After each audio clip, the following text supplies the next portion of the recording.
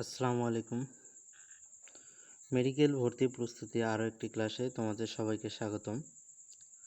আজকে আমরা যেই ক্লাসটি করব তা হলো প্রাণী বিভিন্নতা ও শ্রেণীবিন্যাস।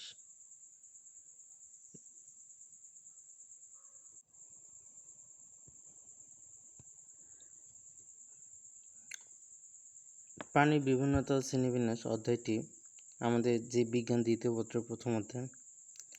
এই অধ্যায় থেকে প্রতি বছরেই মেডিকেল ভর্তি পরীক্ষায় এমসিকিউ এসে থাকে। প্রায় 2টা থেকে 3টা সর্বোচ্চ 4টা পর্যন্ত এমসিকিউ এই অধ্যায় থেকে এসে থাকে। তবে সর্বনিম্ন একটা তো আসবেই। মানে বলতে গেলে এই অধ্যায় থেকে একটা হলেও এমসিকিউ আসবে। আর এই অধ্যায়ের মধ্যে প্রচুর উদাহরণ রয়েছে আর বৈশিষ্ট্য রয়েছে। পুরো অধ্যায় জুড়েই কিন্তু উদাহরণ ও বৈশিষ্ট্য। আর উদাহরণ আর বৈশিষ্ট্যগুলো আমাদের কিন্তু খুব সহজে মনে থাকে না, কারণ অনেকগুলো উদাহরণ পড়লে আমাদের মাথায় একটা সমস্যা দেখা যায় কি, অনেকগুলো উদাহরণ পড়লে একসাথে আমাদের মাথায় প্যাঁচ বেঁধে যায়। তো কোন সময় কোন উদাহরণটা আসলে বসবে সেটা আমরা সঠিকভাবে আউটপুট দিতে পারি না। তাই আমরা যখন উদাহরণগুলো পড়ব তখন আমাদের অনেক টেকনিকের সাথে পড়তে হবে, যাতে করে এমসিকিউ আসলে আমরা সঠিক উদাহরণটা দিতে পারি। কারণ তোমার পরীক্ষার মধ্যে এমসিকিউ যখন আসবে তুমি উদাহরণগুলো দেখবে চারটায় তোমার পরিচিত, কিন্তু আসলে কোনটা সঠিক অ্যান্সার সেটা আসলে আমাদের আউটপুট দিতে অনেক সমস্যা হবে। তাই আমরা আসলে উদাহরণগুলো খুব মনোযোগ সহকারে পড়ব, মাথায় খুব ভালোভাবে সেট করে নেব, যাতে করে আমরা পরীক্ষার মধ্যে সমস্যার সম্মুখীন না হই। তাই দেরি না করে আমরা শুরু করি এখন। তো আমরা প্রথমে নিচের দিকে যাব একটু।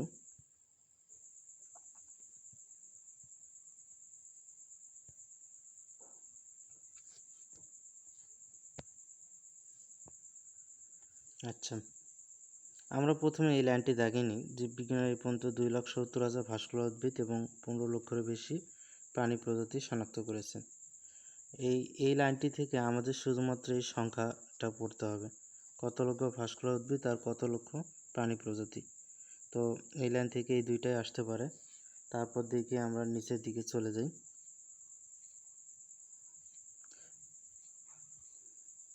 এখানে আরেকটি প্রশ্ন রয়েছে, প্রাণী বৈচিত্র্যের প্রকারভেদ। তো প্রাণী বৈচিত্র্য হচ্ছে 3 প্রকার: জিনগত বৈচিত্র্য, প্রজাতিগত বৈচিত্র্য, বাস্তুতান্ত্রিক বৈচিত্র্য। আমাদের এখানে দুইটি জিনিস মনে রাখতে হবে। প্রথমটি হলো প্রাণী বৈচিত্র্য কত প্রকার। প্রাণী বৈচিত্র্য 3 প্রকার। কারণ আমাদের এমসিকিউতে এটা আসতে পারে যে প্রাণী বৈচিত্র্য কত প্রকার, অথবা এভাবেও আসতে পারে নিচের কোনটি প্রাণী বৈচিত্র্য প্রকারভেদ নয়। আমরা কিন্তু 3টা জানি, একটা হচ্ছে জিনগত বৈচিত্র্য, আর একটা প্রজাতিগত বৈচিত্র্য, তৃতীয়টা হচ্ছে বাস্তুতান্ত্রিক বৈচিত্র্য। তো চতুর্থটা অন্য কিছু হবে। তো আসলে আমাদের অ্যান্সারটা সেটাই হবে। আচ্ছা, আমরা এবার হচ্ছে এই তিনটা বৈচিত্র্য একটু বিস্তারিত পড়ি। জিনগত বৈচিত্র্যকে আন্তঃপ্রজাতিক বৈচিত্র্য বলে। জিনগত বৈচিত্র্যকে কী বলে? আন্তঃপ্রজাতিক বৈচিত্র্য বলে। এখানে আছে জিনগত বৈচিত্র্যকে আন্তঃপ্রজাতিক বৈচিত্র্য বলে। এখানে আর কিছু নেই। তারপর হচ্ছে প্রজাতিগত বৈচিত্র্য। এই প্রজাতিগত বৈচিত্র্যকে আন্তঃপ্রজাতিক বৈচিত্র্য বলে, এটা মনে রাখতে হবে। তৃতীয় নম্বরে আছে বাস্তুতান্ত্রিক বৈচিত্র্য। বাস্তুতান্ত্রিক বৈচিত্র্য প্রথম লক্ষ্য করেন গ্রিক দার্শনিক অ্যারিস্টটল। এটা মনে রাখবে যে বাস্তুতান্ত্রিক বৈচিত্র্য লক্ষ্যকরণকে অ্যারিস্টটল, তাকে প্রাণীবিদ্যার জনকও বলা হয়। আচ্ছা, অ্যারিস্টটল কিন্তু এর আরও একটা নাম রয়েছে। আমি সেটা বোর্ডে দেখাচ্ছি। আচ্ছা, অ্যারিস্টটল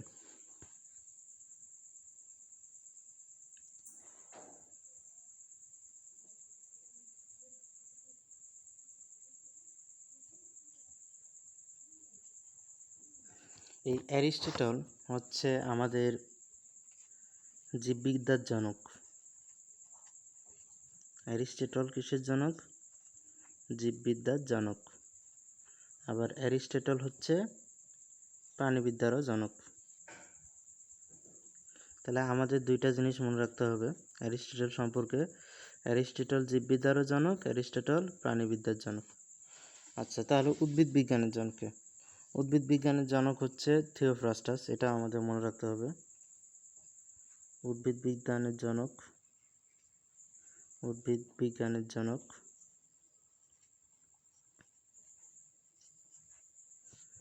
উদ্ভিদ বিজ্ঞানের জনককে, উদ্ভিদ বিজ্ঞানের জনক হলো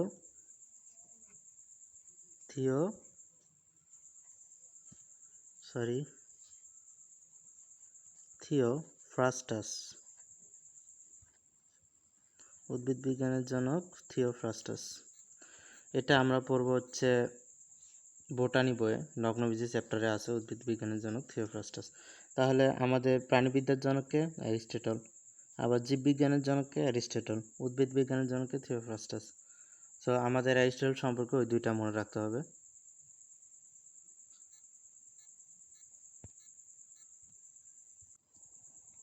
আচ্ছা, আমরা এবার পড়ায় চলে আসি।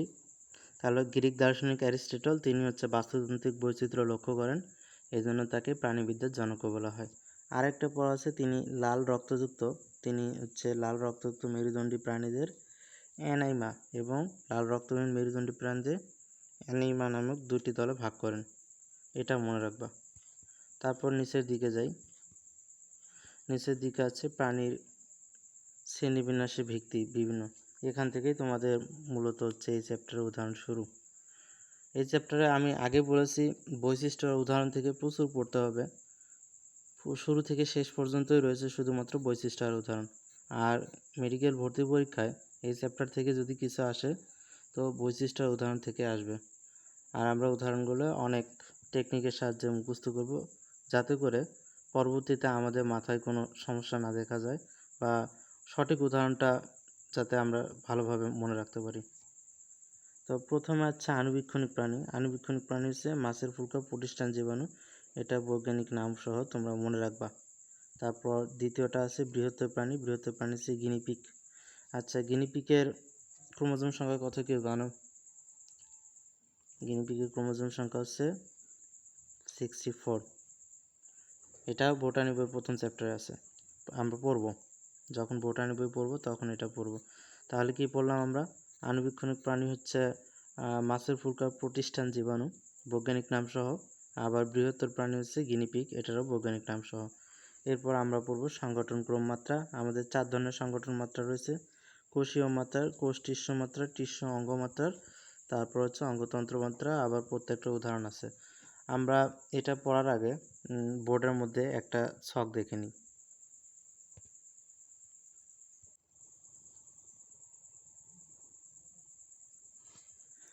আমাদের প্রথমে একটা জিনিস মনে রাখতে হবে, কি? কোষ, কোষ প্লাস টিস্যু, কোষ প্লাস টিস্যু প্লাস অঙ্গ প্লাস তন্ত্র। আমাদের এই জিনিসটা মনে রাখতে হবে, কোষ, টিস্যু, অঙ্গ, তন্ত্র। এটা দিবে 1 নম্বর, এটা 2 নম্বর, এটা 3 নম্বর, এটা 4 নম্বর। তাহলে 1 নম্বর কি আছে? 1 নম্বর হচ্ছে কোষ। তাহলে আমরা মনে রাখবো 1 নম্বর হচ্ছে কোষীয় মাত্রার গঠন, কোষীয় মাত্রার গঠন। আচ্ছা, 2 নম্বর কি আছে? 2 নম্বরে টিস্যু। তাহলে কি আমরা 2 নম্বরে লিখবো টিস্যু মাত্রা গঠন? না। 2 নম্বরের সামনে কি আছে? 2 নম্বরের সামনে আছে কোষ। তাহলে আমরা 2 নম্বরে কি লিখবো জানো? 2 নম্বর হচ্ছে কোষ টিস্যু। মানে 2 থেকে শুরু হবে, মানে 2 এর পর থেকে যতগুলো আছে 2, 3, 4 প্রত্যেকটার ক্ষেত্রে ওটা সহ সামনেরটা হবে। তাহলে হচ্ছে 2 নম্বর হচ্ছে কোষ টিস্যু, কোষ টিস্যু। 3 নম্বর তাহলে কি হবে? 3 নম্বর হচ্ছে 3 নম্বর অঙ্গ। অঙ্গের সামনে আছে টিস্যু, তাহলে হবে টিস্যু অঙ্গ, টিস্যু অঙ্গ। 4 নম্বরে কি হবে? 4 নম্বরে হচ্ছে তন্ত্র। তন্ত্রের সামনে আছে অঙ্গ, তাহলে 4 নম্বরে হচ্ছে অঙ্গ তন্ত্র। তো আমরা বুঝতে পারলাম 4টা আসলে সংগঠন ক্রম মাত্রা কিভাবে হয়। প্রথমে তোমরা এই যে চার্টটা মনে রাখবা, যে মানে হচ্ছে ধারাবাহিক ক্রমটা মনে রাখবা, কোষ, টিস্যু, অঙ্গতন্ত্র। তারপর প্রথমে 1 নম্বর হচ্ছে কোষ। কোষীয় মাত্রার একের সামনে যেহেতু কিছুই নেই, তো ওখান থেকেই তো শুরু হবে, তো কোষ কোষীয় মাত্রা। তারপর দ্বিতীয় হচ্ছে টিস্যু, টিস্যুর সামনে যা আছে সেটা যুক্ত হবে। তৃতীয় হচ্ছে অঙ্গ, অঙ্গের সামনে যা আছে সেটা যুক্ত হবে। চতুর্থ তন্ত্র, তন্ত্রের সামনে যা যুক্ত আছে তাই। একের সামনে যেহেতু কিছুই নেই, তাহলে আমরা ওটা লিখছি কোষীয়। তো 4টা ক্রম মাত্রা দেখলাম। এরপর আরেকটা জিনিস তোমাদের পড়তে হবে, এটা তোমরা খাতায় তুলে নিও এই করে। আরেকটা জিনিস তোমাদের পড়তে হবে, এটা 9টা ফাইলাম আছে, পর্ব আছে। এই ফাইলাম 9টা তোমাদের একদম গুরুত্বপূর্ণ। 1 নম্বর ফাইলাম হচ্ছে পরিফেরা।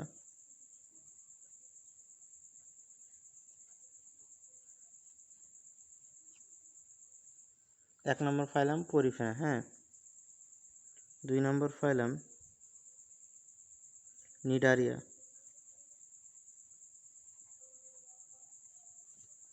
2 নম্বর ফাইলাম কি? 2 নম্বর ফাইলাম হচ্ছে নিডারিয়া। 1 নম্বর ফাইলাম পরিফেরা, 2 নম্বর ফাইলাম নিডারিয়া। 3 নম্বর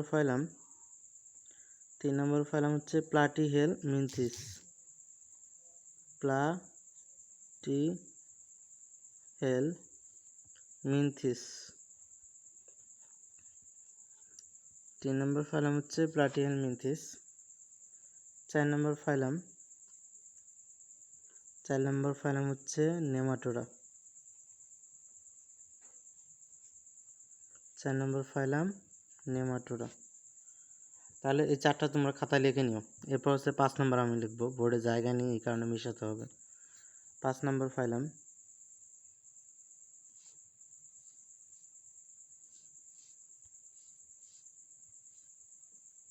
নাম্বার 5। 5 নম্বর ফাইলাম হচ্ছে মলাস্কা।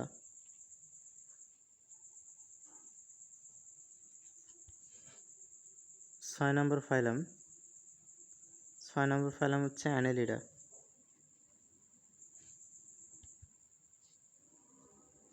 6 নম্বর ফাইলাম হচ্ছে অ্যানেলিডা। 7 নম্বর ফাইলাম হচ্ছে আর্থ্রোপোডা।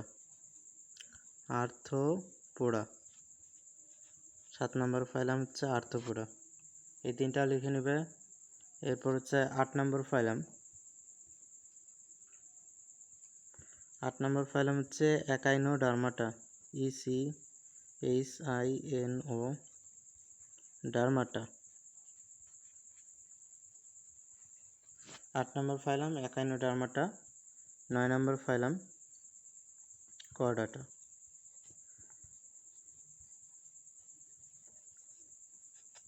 সো এই 9টা ফাইলাম।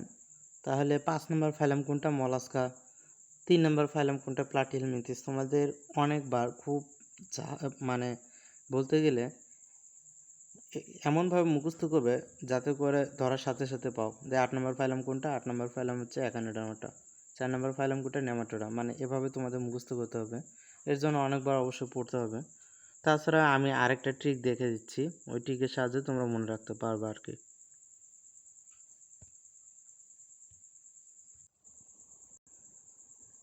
আচ্ছা, তোমরা দেখতে পাচ্ছো আমি এবার 9টা এভাবে লিখে নিয়েছি, দেখো।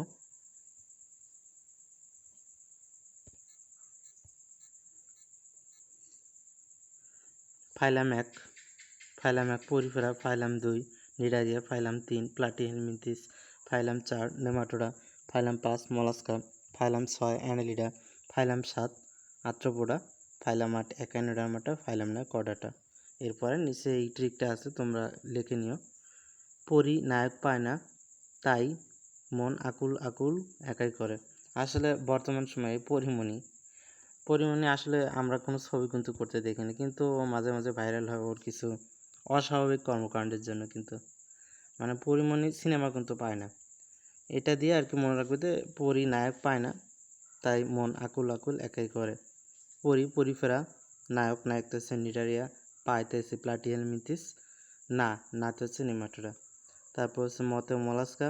এই যে আকুল আকুল দিয়ে 2টা কিন্তু জিনিস আছে, একটা হচ্ছে অ্যানেলিডা, আর্থ্রোপোডা। এখন হচ্ছে আসলে কোনটা আগে হবে, আর্থ্রোপোডা আগে হবে না অ্যানেলিডা, এটাও কিন্তু তোমাদের প্যাচ দিবে। তো মনে রাখবে স্বরবর্ণের মধ্যে স্বরীয় আগে না, স্বরীয় স্বরীয়, আর সেকেন্ডটা যেটা আর্থ্রোপোডা সেটার মধ্যে হচ্ছে আ। এই কারণে হচ্ছে যেহেতু স্বরীয় যেহেতু আগে, সো সেটাই হবে অ্যানেলিডা, তারপরেরটা হচ্ছে আর্থ্রোপোডা। সো এইভাবে তোমরা মনে রাখবা।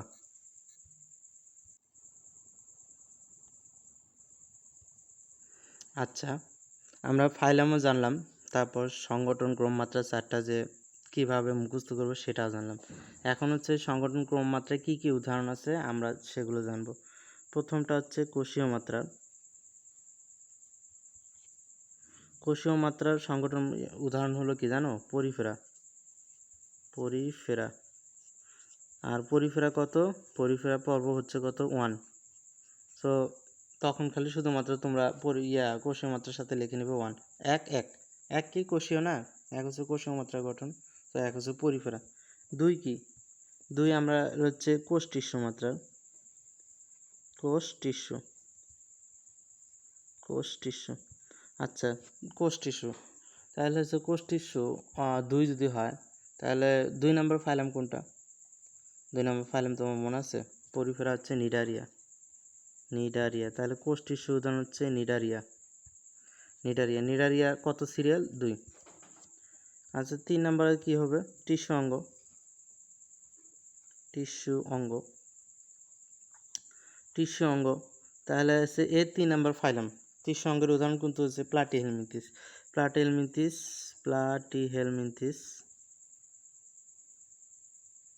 আচ্ছা, এই ছোট এল, প্লাটিহেলমিনথিস আর কি, প্লাটিহেলমিনথিস 3 নম্বর।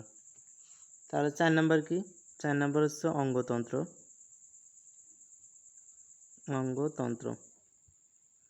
অঙ্গতন্ত্র হচ্ছে নেমাটোডা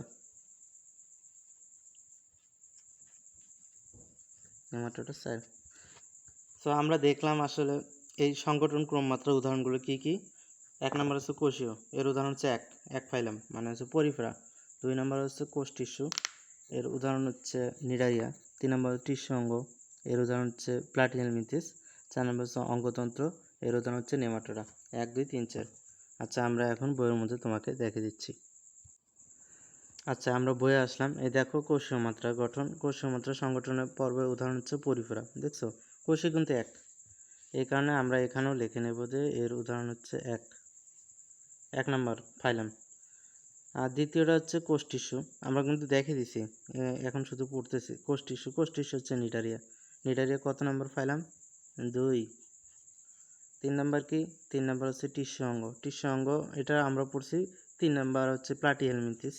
এই প্লাটিহেলমিনথিস এর উদাহরণ হচ্ছে, এটা আমরা লিখে নিই হচ্ছে 3। এই প্লাটিহেলমিনথিসের সাথে তোমাদের এক্সট্রা 3টা উদাহরণ পড়তে হবে। চক্ষুবিন্দু প্রবস্থিত জননাঙ্গ, এই চক্ষুবিন্দু প্রবস্থিত জননাঙ্গ এই 3টা প্লাটিহেলমিনথিসের মধ্যে পড়ে।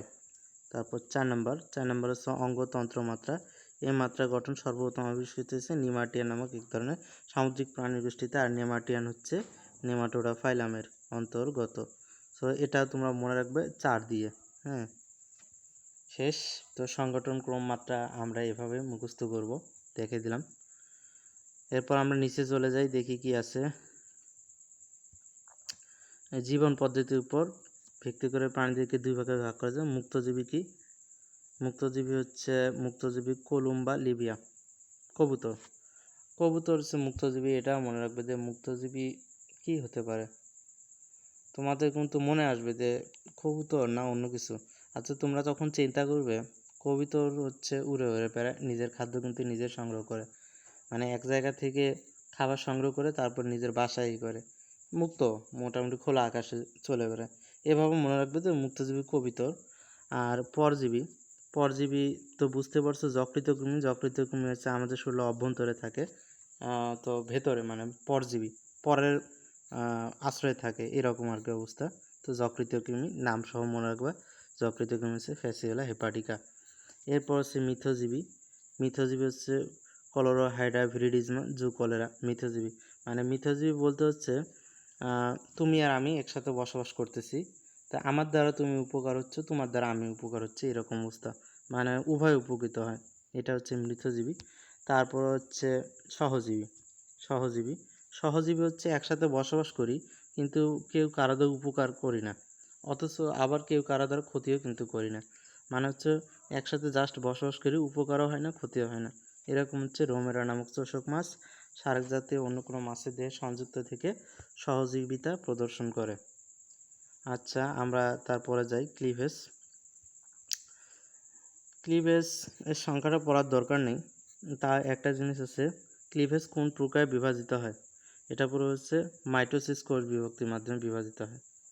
তাকে কি মানে হচ্ছে যে প্রকার যৌন জনকোষী প্রাণী এককোষী জাইগোট কোন প্রক্রিয়ায় বিভাজিত হয়, মাইটোসিস প্রকার বিভাজিত হয়ে অসংখ্য বহুকোষী ভ্রূণ সৃষ্টি করে, তাকে ক্লিভেজ বা সম্ভেদ বলে।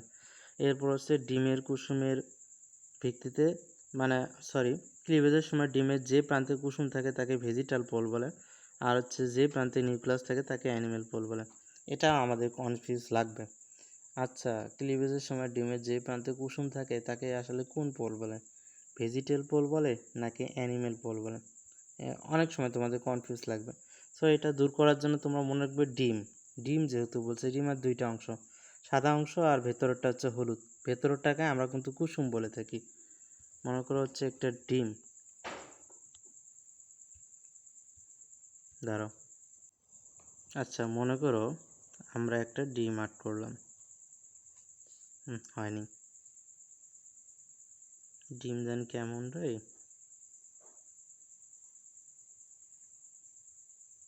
আচ্ছা এটা একটা ডিম, এই ভেতরে হলুদটুকু আমরাকে বলি হচ্ছে কুসুম,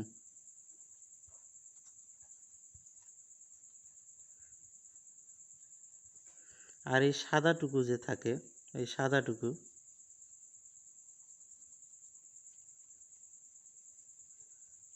এই যে ডিমের সাদাটুকু, এই সাদাটুকুকে আমরা কি বলি, সাদাটুকুকে বলি হচ্ছে, যাই হোক আমি সাদাটুকুর নিজেও নাম জানি না আর কি, সাদাটুকুর যে কোনো একটা নাম আছে, ভেতরটাকে কুসুম বলে আর বাইরেরটা হচ্ছে সাদা আর কি।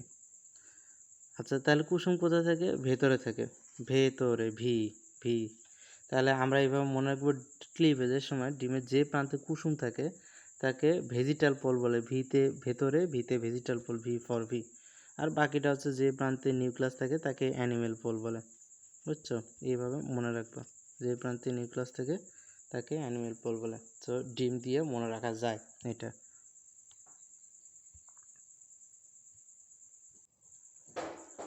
এরপর আমরা দেখি ক্লিভেজের প্রকারভেদ। বিভাজন তলের উপর ভিত্তি করে ক্লিভেজ তিন ধরনের উদাহরণ পড়তে হবে। অরিও ক্লিভেজ কি? অরিও ক্লিভেজ হচ্ছে আর্থ্রোপোডা পর্বের প্রাণী, আর দ্বিপার্শ্বীয় হচ্ছে কর্ডাটা শুধুমাত্র উদাহরণ। এরপর হচ্ছে সর্পিল ক্লিভেজ। সর্পিল ক্লিভেজ হচ্ছে মলাস্কা অ্যানেলিডা। সর্পিল ক্লিভেজের উদাহরণ কি? সর্পিল ক্লিভেজের উদাহরণ হচ্ছে মলাস্কা অ্যানেলিডা। হ্যাঁ, আচ্ছা তারপর হচ্ছে ভ্রূণস্তর। ভ্রূণস্তর যেসব প্রাণীর যৌন প্রজনন ঘটে সেগুলোর ক্ষেত্রে প্রযোজ্য, এটা মনে রাখবে। একভাবে মনে রাখবে, যেসব প্রাণীর যৌন প্রজনন ঘটে সেগুলো জাইগোট ক্লিভেজ প্রকার বিভাজিত হয়। কোন প্রকার বিভাজিত হয়? ক্লিভেজ প্রকার বিভাজিত হয়ে ব্লাস্টোমিয়ার নামক ভ্রূণীয় কোষ সৃষ্টি করে। আর ক্লিভেজ প্রকার বিভাজিত কোন কোষ সৃষ্টি করে? ব্লাস্টোমিয়ার নামক ভ্রূণীয় কোষ সৃষ্টি করে। কোষগুলো সজ্জিত হয়ে নিরেট মরুলা, পরে ফাঁপা ব্লাস্টুলা দশা অতিক্রম করে দ্বিস্তরী বা ত্রিস্তরী গ্রাস্টুলায় পরিণত হয়। এই যে ব্লাস্টুলা আর গ্রাস্টুলা এগুলো হচ্ছে ভ্রূণস্তরের পরিণতি, কিন্তু এগুলো আসতে পারে। তাহলে হচ্ছে দ্বিভ্রূণ স্তরের মধ্যে কোন কোন পরিণতিগুলো হয় এটা মনে রাখবে, ব্লাস্টুলা আর একটা হচ্ছে গ্রাস্টুলা। প্রাণীর প্রাথমিক শ্রেণীবিন্যাসে ভ্রূণস্তর বিশেষ ভূমিকা পালন করে। তাহলে হচ্ছে ভ্রূণস্তরের গুরুত্ব কি? প্রাণীর প্রাথমিক শ্রেণীবিন্যাসে ভ্রূণস্তর বিশেষ গুরুত্ব আর কি পালন করে। এবার আমরা পড়বো হচ্ছে ভ্রূণস্তর দুই ধরনের, দ্বিভ্রূণস্তরী আর ত্রিভ্রূণস্তরী। দ্বিভ্রূণস্তরী হচ্ছে এটা হচ্ছে দ্বিভ্রূণস্তরী, এটা এটা হচ্ছে দ্বিভ্রূণস্তরী, এটা হচ্ছে ত্রিভ্রূণস্তরী।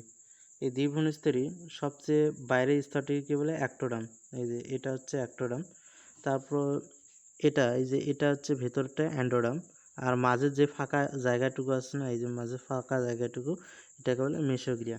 তাহলে হচ্ছে দ্বিভ্রূণস্তরীর মধ্যে অ্যাক্টোডাম, অ্যান্ডোডাম, মাঝে ফাঁকাটুকুকে মেসোগ্লিয়া বলে। কিন্তু এই যে ত্রিভ্রূণস্তরীর ক্ষেত্রে কিন্তু ফাঁকা জায়গা নেই, এটাও একটা স্তর দিয়ে পূর্ণ। এই কারণে হচ্ছে ত্রিভ্রূণস্তরীর ক্ষেত্রে হচ্ছে বাইরেরটিকে কী বলে? বাইরেরটিকে অ্যাক্টোডাম বলে, তার সর্বভেতরেরটাকে বলা হচ্ছে অ্যান্ডোডার্ম আর মাঝখানেরটাকে বলা হচ্ছে মেসোগ্লিয়া। তো আমরা দ্বিস্তরীর ক্ষেত্রে কী লিখবো, বাইরের দিকে অ্যাক্টোডার্ম, ভেতরের দিকে অ্যান্ডোডার্ম। আর এই অ্যাক্টোডার্ম অ্যান্ডোডার্মের মধ্যে তোমাদের যদি কোনো কনফিউজ লাগে, মানে হচ্ছে আসলে বাইরেরটা অ্যাক্টোডার্ম নাকি হচ্ছে ভেতরেরটা অ্যাক্টোডার্ম, তোমার মনে করি যে অ্যান্ডোর মধ্যে দন্তন্যটা ডর ভেতরে কিন্তু যুক্ত, কিন্তু হচ্ছে অ্যাক্টো কিন্তু ওটা যুক্ত না, মানে একসাথে লাগানি। তো তোমরা চিন্তা করবে অ্যাক্টোডার্ম অ্যান্ডোডার্মের মধ্যে কোনটা ভেতরে আছে, অ্যান্ডোডার্ম, এই কারণে হচ্ছে ভেতরের স্তরটিকে অ্যান্ডোডার্ম বলে। তো এইভাবে পড়বে অ্যাক্টোডার্ম অ্যান্ডোডার্ম, তারপর হচ্ছে ফাঁকা স্থানে মাঝে মাঝে অকোষীয় মিশোগ্লিয়া থাকে। দ্বিস্তরীয় উদাহরণ হচ্ছে হাইডা। আবার ত্রিস্তরীয় হচ্ছে ত্রিস্তরীয় আমরা তো পড়লাম অ্যাক্টোডার্ম, অ্যান্ডোডার্ম, মেসোডার্ম। ত্রিস্তরীয় উদাহরণ হচ্ছে তোমার মনে করো প্লাটিয়াল মিথিস থেকে কর্ডাটা পর্ব পর্যন্ত, অর্থাৎ হচ্ছে ত্রিস্তরীয় উদাহরণ হচ্ছে 3 থেকে 9 পর্যন্ত। আর দ্বিস্তরীয় উদাহরণ কি, দ্বিস্তরীয় হচ্ছে 2 নাম্বার ফাইলাম। এইভাবে দ্বিস্তরীয় আর ত্রিস্তরীয় তোমরা মনে রাখবা।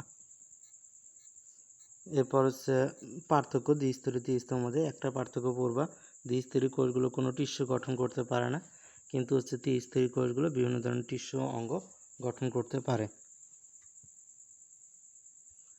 আমরা নিচে যাই। প্রতিসাম্য সংখ্যা পড়ার দরকার নেই, আমরা শুধু উদাহরণগুলো পড়বো। গোলীয় প্রতিসাম্য উদাহরণগুলো কি কি আছে, গোলীয় প্রতিসাম্য হচ্ছে রেডিওলারিয়া, তারপর হচ্ছে ভলভক্স, আর একটা হচ্ছে হেলিওজোয়া। এই তিনটা মনে রাখার ছোট্ট একটা টেকনিক আছে, তোমরা মনে রাখবে বহেরা না,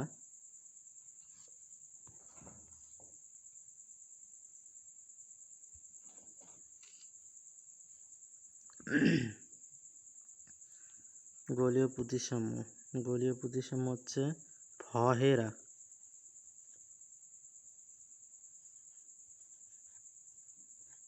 গোলীয় প্রতিসাম্য হচ্ছে ভহেরা। ভতে কি জানো, ভতে হচ্ছে ভলভক্স, হতে হেলিওজোয়া,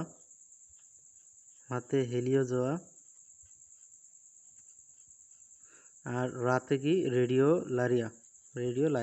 তাহলে ভহেরা দিয়ে তোমরা মনে রাখবা গোলীয় প্রতিসাম্য উদাহরণগুলো ভলভক্স, হেলিওজোয়া, রেডিওলারিয়া।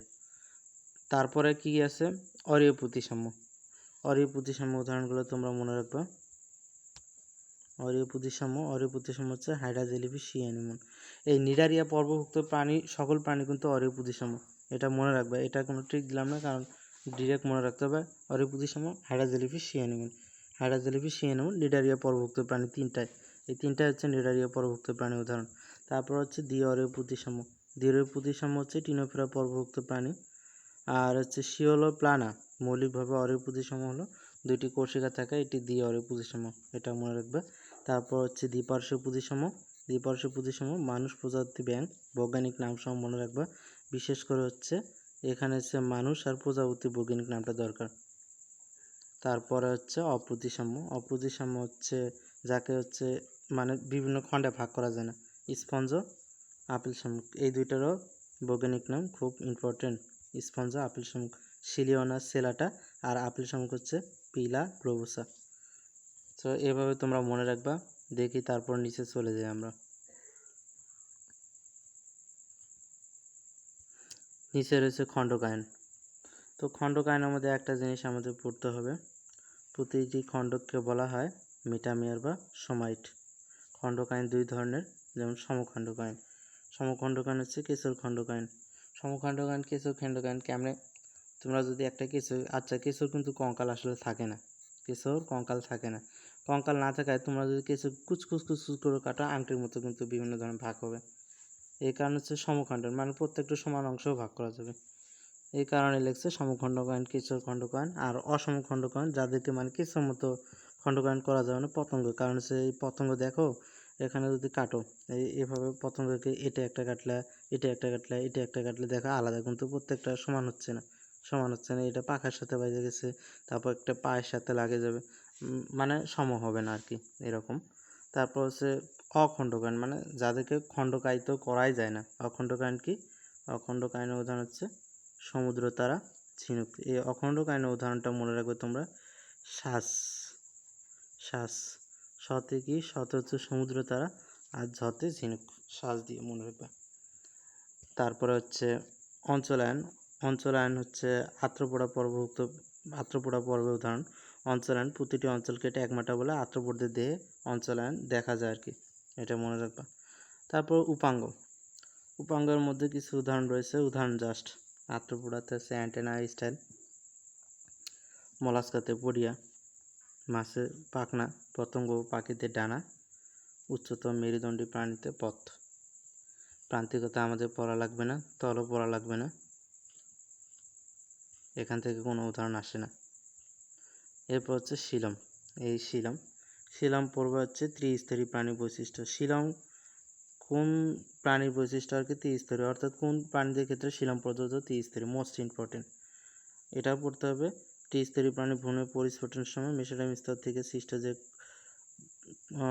গহ্বর মেসোডার্ম কোষ নির্মিত পেরিটোনিয়াম নামক ঝিল্লিতে আবৃত থাকে, তাহলে সেই পেরিটোনিয়ামটা মনে রাখবা, পেরিটোনিয়াম নামক ঝিল্লিতে আবৃত থাকে, তাকে শিলম বলে। এরপর হচ্ছে শিলামের উদাহরণগুলো পড়বা। অ্যাসিলোমেট মানে হচ্ছে শিলামবিহীন। অ্যাসিলোমেট মানে শিলামবিহীন। অ্যাসিলোমেটের উদাহরণ হচ্ছে 1 থেকে 3 ফাইলাম। 1 থেকে 3 ফাইলাম যে বললাম, তাহলে 1 থেকে 3 ফাইলাম কী কী? Porifera, Cnidaria, Platyhelminthes. দেখো আছে পরিফেরা, নিডারিয়া, প্লাটিহেলমিনথেস। এই নিডারিয়া আর টিনোফেরা একই পর্ব। তারপর হচ্ছে সুডোশিলামেট মানে অপ্রকৃত শিলামযুক্ত। সুডোশিলামেটের অপর নাম হচ্ছে ভ্রান্ত। এটা কিন্তু ভ্রান্ত বা ভুল, মানে শিলাম আর কি ভুল। সুডোশিলামেট উদাহরণ কী হচ্ছে? নেমাটোডা। ফাইলাম নাম্বার কত? 4। এর সাথে আর এটা মনে রাখবে NKR, আরও 2টা উদাহরণ যুক্ত আছে, তাই আমরা মনে রাখবো 4 নম্বর। সুডোশিলামেটের ফাইলাম হচ্ছে 4 নম্বর। আরও 2টা উদাহরণ হচ্ছে রোটিফেরা, তারপর হচ্ছে কিনোরিনসা। এখানে হচ্ছে নেমাটোডা, এই যে এনতে হচ্ছে নেমাটোডা, এই এনতে হচ্ছে নেমাটোডা, কেতে হচ্ছে কিনোরিনসা, আর আরতে হচ্ছে রোটিফেরা। তো এইভাবে NKR দিয়েও তোমরা মনে রাখবা। তারপর ইউসিলামেট হচ্ছে প্রকৃত শিলামযুক্ত। ইউসিলামেট কি? ইউসিলামেট হচ্ছে প্রকৃত শিলামযুক্ত। ইউসিলামেটের উদাহরণ হচ্ছে ফাইলাম 5 নাম্বার থেকে 9 নাম্বার ফাইলাম, 5 থেকে 9 নাম্বার ফাইলাম। তো আমরা শিলামগুলো দিলাম। অ্যাসিলামেট শিলামবিহীন 1 থেকে 3, সুডোসিলামেট হচ্ছে 4 নাম্বার, সাথে NKR। তারপর ইউসিলামেট হচ্ছে 5 থেকে 9। এরপর শিলামের গুরুত্বের মধ্যে এটাই পড়বে, নরম দেহ বিশিষ্ট প্রাণীতে অ্যানোলিড তরল পূর্ণ শিলাম অনেক সময় হাইড্রোস্ট্যাটিক কঙ্কাল হিসেবে কাজ করে। এইভাবে আসতে পারে যে অ্যানোলিডে শিলাম কী হিসেবে কাজ করে? হাইড্রোস্ট্যাটিক কঙ্কাল হিসেবে কাজ করে। এর সংবহনতন্ত্র। অনুন্নত প্রাণীদের সংবহনতন্ত্রের মাধ্যম কি? পানি। আবার উন্নত প্রাণীদের সংবহনতন্ত্রের মাধ্যম হলো রক্ত। পরিফেরা পরভুক্ত প্রাণীতে নালীতন্ত্র বিদ্যমান। তাহলে নালীতন্ত্র কোথায় দেখা যায়? পরিফেরা পরভুক্ত প্রাণীতে, এটা আমরা পরেও পড়ব। আর একাইনোডার্মাটা পরের প্রাণীতে পানি সংবহনতন্ত্র দেখা যায়। একাইনোডার্মাটাতে কি দেখা যায়? পানি সংবহনতন্ত্র দেখা যায়। তারপরে আমরা পড়ব মুক্ত রক্ত সংবহনতন্ত্র, বদ্ধ রক্ত সংবহনতন্ত্র। এই যে অ্যানেলিডা কর্ডাটা, এটা হচ্ছে বদ্ধ রক্ত সংবহনতন্ত্র। অ্যানেলিডা কর্ডাটা ফাইলাম কত? 5, ফাইলাম 7। অ্যানেলিডা কর্ডাটা হচ্ছে বদ্ধ রক্ত সংবহনতন্ত্র 5, 7। আর হচ্ছে মুক্ত রক্ত সংবহনতন্ত্র হচ্ছে আর্থ্রোপোডা মোলাস্কা। এদের ফাইলাম কত? আমি তো ভুল করলাম। অ্যানেলিডা হচ্ছে 6, 9। অ্যানেলিডা হচ্ছে 6, 9। অ্যানেলিডা 6, 9। আর এটা হচ্ছে বদ্ধ রক্ত সংবহনতন্ত্র। আর মুক্ত রক্ত সংবহনতন্ত্র হচ্ছে আর্থ্রোপোডা মোলাস্কা, এটা হচ্ছে 5, 7। আর্থ্রোপোডা মোলাস্কা, এটা হচ্ছে 5, 7। তাহলে তোমাদের যদি রক্ত সংবহনতন্ত্র আসে যে এটা কোন ধরনের রক্ত সংবহনতন্ত্র, তোমরা মনে রাখবা 5, 7 হচ্ছে মুক্ত, আর 6, 9 হচ্ছে বদ্ধ। আচ্ছা, এবার কঙ্কাল পড়ি। কঙ্কালের মধ্যে শুধুমাত্র উদাহরণগুলো পড়বা। আর্থ্রোপোডাতে কাইটিনাস প্লেট, মলাস্কাতে ক্যালকেরিয়াস ক্লোক, মেরুদণ্ডী প্রাণীদের শিং, নখ, পালকাশ ইত্যাদি বহিঃকঙ্কালের উদাহরণ। আবার অপরদিকে মেরুদণ্ডী প্রাণীদের অস্তিত্ব অনুষ্ঠিত অন্তঃকঙ্কালের উদাহরণ। অমেরুদণ্ডী প্রাণীদেরও অন্তঃকঙ্কাল রয়েছে। পরিফেরাতে স্পিকিউল, একাইনোডার্মাটাতে ক্যালকেরিয়াস প্লেট। আর কঙ্কাল থাকে না কাদের? হচ্ছে এই যে কেঁচো আর কৃমি। কেঁচোর কথা একটু আগে আমি বললাম যে এতে কঙ্কাল না থাকায় হচ্ছে সমখণ্ডায়ন কিন্তু সম্ভব। কেঁচো, কৃমি। নটগড় নটগড় পড়বা হচ্ছে মেসোরাম উদ্ভূত কোর দিয়ে গঠিত নটগড়, এটা পড়লে হবে। নটগড়ের মধ্যে হচ্ছে দুই ধরনের, নন কর্ডেট কর্ডেট। কর্ডেটের মধ্যে তিন ভাগে ভাগ করেছে, ইউরো কর্ডেটা, সেফালো কর্ডেটা, ভার্টিব্রাটা। ইউরোটোটোকোডা হচ্ছে নটগড়ের লেজ অঞ্চলে শুধুমাত্র লার্ভা দশা থাকে। সেফালো কর্ডেটে নটগড় সারা জীবন অবস্থান করে। ভার্টিব্রাটা এদের নটগড় পূর্ণাঙ্গ দশা মেরুদণ্ড দ্বারা প্রতিস্থাপিত হয়। এভাবে তোমরা মনে রাখবা।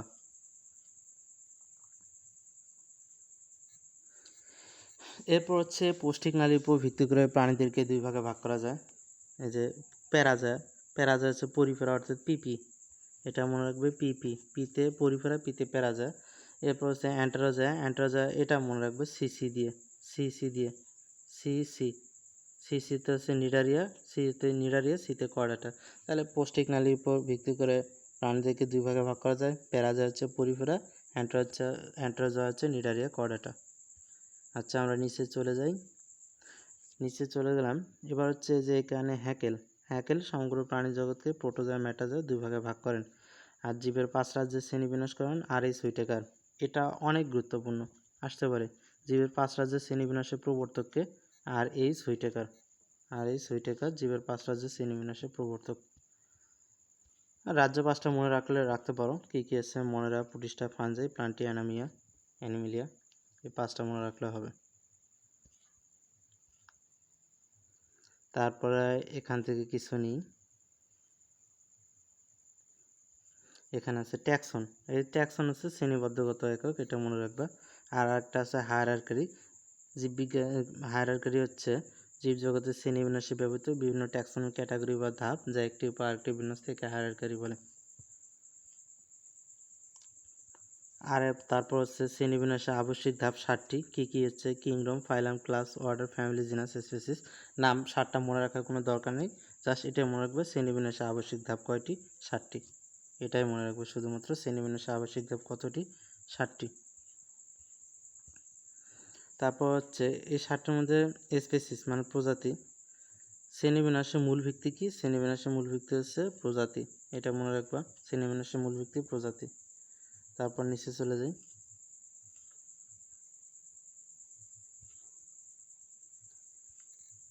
নিচে রয়েছে ফাইলাম। শ্রেণীবিন্যাসের সর্বোচ্চ স্তর কি, শ্রেণীবিন্যাসের সর্বোচ্চ স্তর হচ্ছে ফাইলাম, শ্রেণীবিন্যাসের সর্বোচ্চ স্তর ফাইলাম। আর শ্রেণীবিন্যাসের সার্বজনীন স্তর হচ্ছে রাজ্য। এই রাজ্যটা মনে রাখা যায় কেমনে, একটা রাজ্যের মধ্যে রাজা তার প্রজাদের কিন্তু সম অধিকার দিয়ে থাকে, গরিব হোক ধনী হোক সবাইকে সমান অধিকার দিয়ে থাকে। মানে রাজার চোখে তার রাজ্যের মধ্যে সবাই সমান, সার্বজনীন।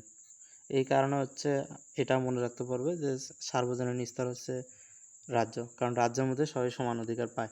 এভাবে মনে রাখবা যে শ্রেণীবিন্যাসের সার্বজনীন স্তর কিংডম মানে রাজ্য। আচ্ছা, আমরা তারপরে নিচের দিকে চলে যাচ্ছি। নামকরণ, নামকরণ, নামকরণ দুই ধরনের, দ্বিপদ নামকরণ, ত্রিপদ নামকরণ। দ্বিপদ নামকরণ সম্পর্কে আমরা 9, 10 পড়ে আসছি। দ্বিপদ নামকরণের প্রবক্তা হচ্ছে ক্যারোলাস লিনিয়াস। যেমন হচ্ছে মানুষের বৈজ্ঞানিক নাম হচ্ছে হোমোসেপিয়েন্স, প্রথমটার নাম কি গণ, দ্বিতীয়টার নাম হচ্ছে প্রজাতি। এরপর হচ্ছে ত্রিপদ নামকরণ, এটা তোমরা নতুন দেখতেছো। ত্রিপদ নামকরণ হচ্ছে পাখি বিজ্ঞানী স্লেজেল, তিনি হচ্ছে ত্রিপদ নামকরণ করেন আর কি, আবিষ্কারকের নাম। এরপরে এখানে পড়তে হবে ICZN এর পুনরূপ। ICZN এর পুনরূপ হচ্ছে ইন্টারন্যাশনাল কমিশন অফ জুলজিক্যাল নোমেনকালচার, এটা পড়বা তোমরা। এদিকে আর কিছু নেই। আছে টটোনিম, একটা পড়া আছে যে কোনো বৈজ্ঞানিক নামের গণ প্রজাতির নাম যদি একই হয় তখন তাকে টটোনিম বলে। আমরা যেমন দেখতে পারি লোয়া, লোয়া, লোয়া, লোয়া, চক্রিমি এটাকে বলে। চক্রিমি দেখো এই যে গণ প্রজাতি এটির নাম। আর একটা আছে কাটলা, কাটলা এটার মানে কোনো প্রজাতির মানে কোনো বৈজ্ঞানিক নামের গণ ও প্রজাতি যদি একই হয় তখন থেকে টটোনিম বলে। আরেকটা আছে হোমোনিম। হোমোনিম হচ্ছে দুই বা ততোধিক মানে হচ্ছে প্রাণীর যদি বৈজ্ঞানিক নাম একই হয় তখন থেকে হোমোনিম বলে। দুই বা ততোধিক প্রাণীর বৈজ্ঞানিক নাম যদি একই হয় তখন থেকে হোমোনিম বলে। এই যে হোমোনিম, দুই বা ততোধিক ট্যাক্সা বৈজ্ঞানিক নামে বানান যদি একই হয় তখন থেকে হোমোনিম বা সমনাম বলে, এটা মনে রাখবা। এদিকে আর কিছু নেই। আমরা এখন পড়ব প্রাণী জগতের পর্বগুলোকে প্রধান পর্ব, গৌণ পর্ব, এরকম দুটি দলে আর কি ভাগ করা হয়। প্রাণী জগতের মধ্যে প্রধান পর্বের সংখ্যা কিন্তু 9টি। প্রধান পর্বের সংখ্যা হচ্ছে 9টি।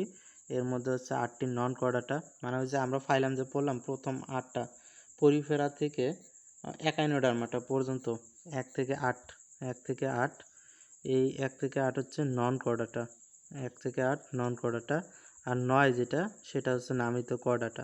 তাহলে প্রাণী জগতের প্রধান পর্ব কিন্তু 9টা, তার মধ্যে হচ্ছে নন কর্ডাটা কয়টা? 8টা, আর কর্ডাটা হচ্ছে একটা।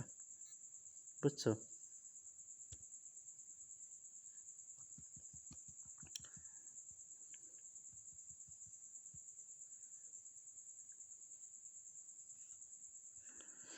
আর প্রাণী জগতের সর্বমোট পর্ব রয়েছে 33টা। তারপরে পড়লাম হচ্ছে যে মেজর পর্ব, প্রধান পর্ব 9টা, 8টি কর্ডাটা, 8টি নন কর্ডাটা, 1টি কর্ডাটা, আর বাকিগুলো হচ্ছে মাইনর বা গৌণ পর্ব। 33 থেকে 9 বাদ দিলে সম্ভবত 24। এই 24টাই হলো প্রাণী জগতের গৌণ পর্ব। এই 24টাই হলো প্রাণী জগতের গৌণ পর্ব, আর সর্বমোট পর্ব রয়েছে 33টি।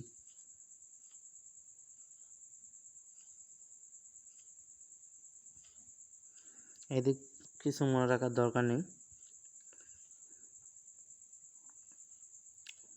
আমরা একদম নিচে চলে যাব, ফাইলামে চলে যাব, কারণ এই দিক যা পড়া ছিল সবই ফাইলামের মধ্যে পড়ে নেব, বিভিন্ন ফাইলাম। এই যে আমরা ফাইলামে চলে আসলাম। নন কর্ডাটা হচ্ছে 1 থেকে 8 পর্যন্ত।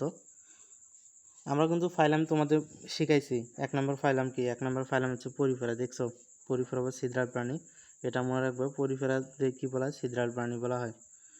এখন 1 নম্বর ফাইলামের স্বভাব বৈচিত্র্য পড়ি। পরিফেরা হচ্ছে প্রাণী জগতের মানে প্রাচীনতম। তাহলে প্রাণী জগতের সবচেয়ে প্রাচীনতম পর্ব কোনটি? পরিফেরা। এটা আসতে পারে একটা। তারপর হচ্ছে এরা স্পঞ্জ নামে পরিচিত। কী নামে পরিচিত? স্পঞ্জ নামে পরিচিত। আরেকটা আসতে পারে হচ্ছে অধিকাংশ সামুদ্রিক। অধিকাংশ কি? সামুদ্রিক। পরিফেরা পর্ব অধিকাংশ প্রাণী সামুদ্রিক। এই 3টা পর্ব। তারপর আমরা হচ্ছে বৈশিষ্ট্য। এই বৈশিষ্ট্য তোমাদের এখানে লিখে নিতে পারো যে নো স্কোপ দিয়ে। নো স্কোপ বৈশিষ্ট্য লিখে নিতে পারো নো স্কোপ দিয়ে। এটা আমি আগে প্রথম বোর্ডে দেখাচ্ছি, তারপর বই থেকে দেখিয়ে দেবো।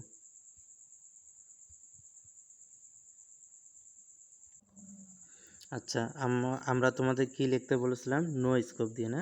আমরা এখানেও আবার লিখি নো স্কোপ, SCOPE। এই নো দিয়ে এনতে কি লিখবে জানো? এনতে হচ্ছে নালীতন্ত্র।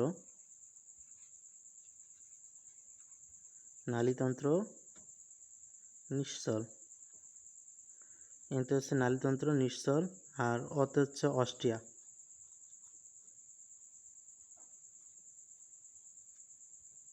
অস্ট্রিয়া।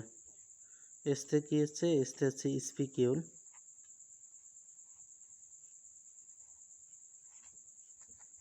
এসতে স্পঞ্জিন।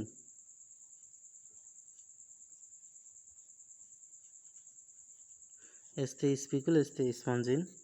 আর এই ওতে লিখবা হচ্ছে অস্কুলাম। অস্কুলাম। এগুলো তোমরা খাতায় লিখে নিবা। পিতে কি লিখবা? পিতে হচ্ছে প্যারেনকাইমা। প্যারেনকাইমা।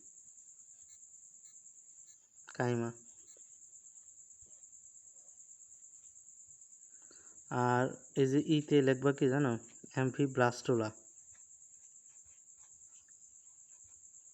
অ্যাম্ফিব্লাস্টোলা।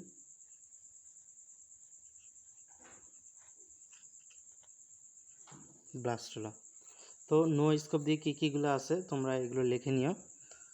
এনতে হচ্ছে নালীতন্ত্র নিশ্চল, ওতে হচ্ছে অস্ট্রিয়া, এসতে হচ্ছে স্পিকিউল স্পঞ্জিন, ওতে হচ্ছে অস্কুলাম, পিতে হচ্ছে প্যারেনকাইমা, আর ইতে হচ্ছে অ্যাম্ফিব্লাস্টোলা। তো এখন আমরা বইয়ে চলে যাই।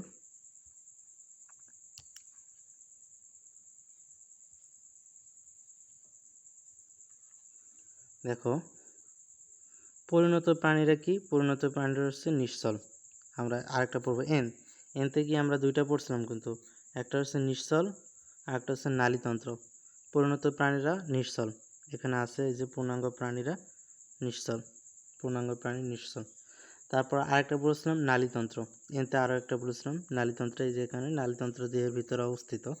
স্পঞ্জশীল নামক একটি প্রশস্ত গহ্বরে মিলিত এবং শীর্ষ প্রান্তে অস্কুলাম নামক একটি বড় ছিদ্র হতে বাইরে উন্মুক্ত। এটা দিয়ে হচ্ছে দুইটা অলরেডি হয়ে গেছে, নালীতন্ত্র, স্পঞ্জশীল, অস্কুলাম। তারপর হচ্ছে স্পিকিউল, এস, এই যে এস থেকে বলছেন স্পিকিউল, এই যে স্পিকিউল নামক অসংকোচ উন্মুখ ক্ষুদ্র কাটা। এসতে আরও একটা প্রশ্ন স্পঞ্জিন, স্পঞ্জিন নামক এক ধরনের জৈবতন্তু কাঠামো গঠন করে। শীত হচ্ছে কোয়ানোসাইট, আমরা কোয়ানোসাইট দিয়ে পড়বো। কোয়ানোসাইট নামক ফ্লাজেলাযুক্ত পরিবেষ্টিত এক বা একাধিক প্রকোষ্ঠ রয়েছে, এটা বললাম। তারপর হচ্ছে ও দিয়ে শেষ করছি পিতে হচ্ছে জীবনচক্রে পি আর ইতে হচ্ছে অ্যাম্ফিব্লাস্টা, পিতে প্যারেনকামা, যে লার্ভা দশা। জীবনচক্রে অ্যাম্ফিব্লাস্টা বা প্যারেনকামা নামক লার্ভা দশা দেখা যায়। সো আমরা এই বৈশিষ্ট্যগুলো পড়বো। দেহপ্রাচে অস্ট্রিয়া নামক ছিদ্রযুক্ত, এটা তো আমরা পড়ছি, শেষ।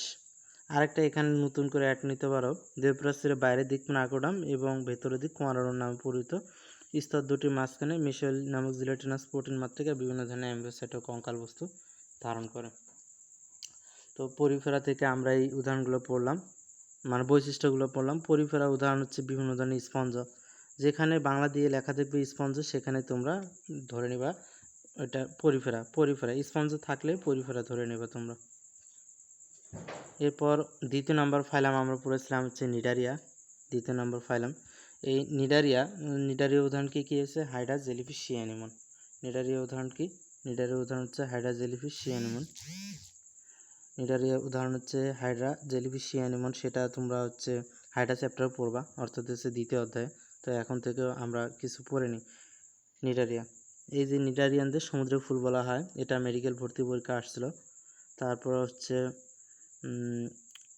আরেকটা কি, প্রবাল ও প্রবাল প্রাচীর গঠনকারী প্রাণীরাই নিডারিয়া পর্বের সদস্য।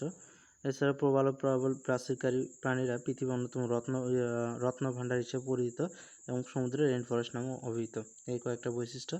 এরপর এখান থেকে যদি বৈশিষ্ট্যগুলো পড়তে চাও, এটা পড়বে হচ্ছে দেহপ্রাচীর দ্বিস্তরী কোষযুক্ত বা ডিপ্লোব্লাস্টিক। তারপর হচ্ছে বাইরের স্তরটিকে অ্যাপিডার্মিস, ভেতরের স্তরটিকে অ্যান্ডোডার্মিস এবং উভয় স্তরের মধ্যবর্তী স্তরকে অকোষীয় মেসোগ্লিয়া বলে। আমরা এটাও পড়েছি দ্বিস্তরী প্রাণীর ক্ষেত্রে। দ্বিস্তরী প্রাণীর উদাহরণ আমরা পড়ে আসছিলাম। তারপরে দেখি এখানে কি রয়েছে, নেমাটোসিস্ট ধারণকারী নিডোসাইট নামক বিশেষ ধরনের কোষ উপস্থিত। দেহ অভ্যন্তরে সিলিন্ডার নামক পরিপাক সংবহন গহ্বর রয়েছে। অনেক প্রজাতি বহুরূপিতা প্রদর্শন করে। এই পলিমরফিজম মানে বহুরূপিতা, ইংলিশ নামটা মনে রাখবা। অনেক প্রজাতি বহুরূপিতা প্রদর্শন করে। আবার বহুরূপী সদস্য মৌলিক একক পলিপ বা মেডুসা। পলিপ কি? পলিপ হচ্ছে স্থবির এবং অযৌনজননক্ষম, মেডুসা হচ্ছে মুক্ত ও যৌনজননক্ষম, এটা মনে রাখবে। আর লার্ভা দশা সবগুলোতে আছে। লার্ভা দশা অনেক গুরুত্বপূর্ণ। নিডারিয়া লার্ভা দশা হচ্ছে শিলাযুক্ত প্রাণুলা। পরিফেরা লার্ভা দশা কী ছিল? অ্যাম্ফিব্লাস্টুলা বা প্যারেনকামা। আর এই উদাহরণ তিনটা কি হচ্ছে? Hydra jellyfish sea anemone, hydra jellyfish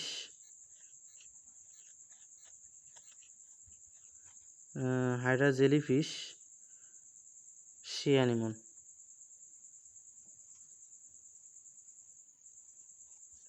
Hydra jellyfish sea anemone, এই তিনটা উদাহরণ মনে রাখবা নিডারিয়ার।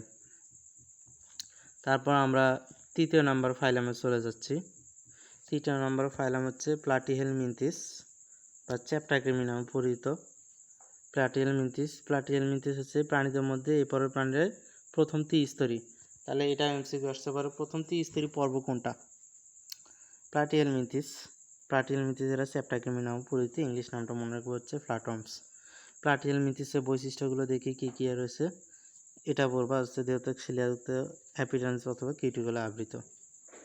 আরেকটা হচ্ছে বিভিন্ন অঙ্গের মাঝে ফাঁকা স্থানগুলো প্যারেন্টক্যামা সাথে মেসেনকাইমে পূর্ণ থাকে। বাহ্যিক চোষক বা হুক উপস্থিত। এবার হচ্ছে রেশনতন্ত্র, শাখা প্রশাখযুক্ত রেশনালি নিয়ে গঠিত। শুধুমাত্র বোল্ট লাইনগুলো, এই বৈশিষ্ট্যের মধ্যে শুধুমাত্র বোল্ট লাইনগুলো। এরপরে প্রাণীর উভলিঙ্গ। তারপরে লার্ভা দশা, তৃতীয়টা রেডিয়া সার্কারি স্পোসিস সৃষ্টি সার্কাস। প্লাটিহেলমিনথিসের উদাহরণ কী কী রয়েছে? শুকুরের ফিতাকৃমি, ভেড়ার যকৃতকৃমি, মানুষের রক্তকৃমি। শুধুমাত্র তিনটা উদাহরণ প্লাটিহেলমিনথিস থেকে। আর বৈশিষ্ট্যগুলো হচ্ছে বোল্ট লাইনে যাগুলো আছে, বিভিন্ন অঙ্গের মাঝে ফাঁকা স্থানগুলো প্যারেনকামা মেসেনকাইমে পূর্ণ থাকে। তারপর বাহ্যিক চোষক বা হুক উপস্থিত, এই যে বাহ্যিক চোষক বা হুক উপস্থিত। প্রোগ্লোটিড হচ্ছে প্লাটিহেলমিনথিসের আর কি বৈশিষ্ট্য। তারপর রেশনতন্ত্র, শাখা প্রশাখযুক্ত রেশনালি বা শিখাকোষ নিয়ে গঠিত।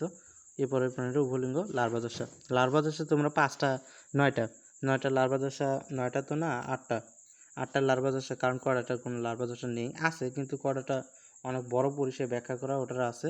তোমরা এই 8টার আগে তোমরা সাইড করে লিখে নিও 8টা লার্ভা দশা। আমরা চলে আসলাম 4 নম্বর ফাইলামে। 4 নম্বর ফাইলাম হচ্ছে নেমাটোডা বা গোলকৃমি নামে পরিচিত। নেমাটোডাকে সুতাকৃমি ও গোলকৃমি বলে। ইংলিশ নামটা মনে রাখবা। এখন হচ্ছে নেমাটোডা আমরা বৈশিষ্ট্যগুলো পড়ব। নেমাটোডা সুডোসোলোমেট, এটা আগে পড়েছি, অখণ্ডকায়িত, এটা একটু নতুন যুক্ত হলো।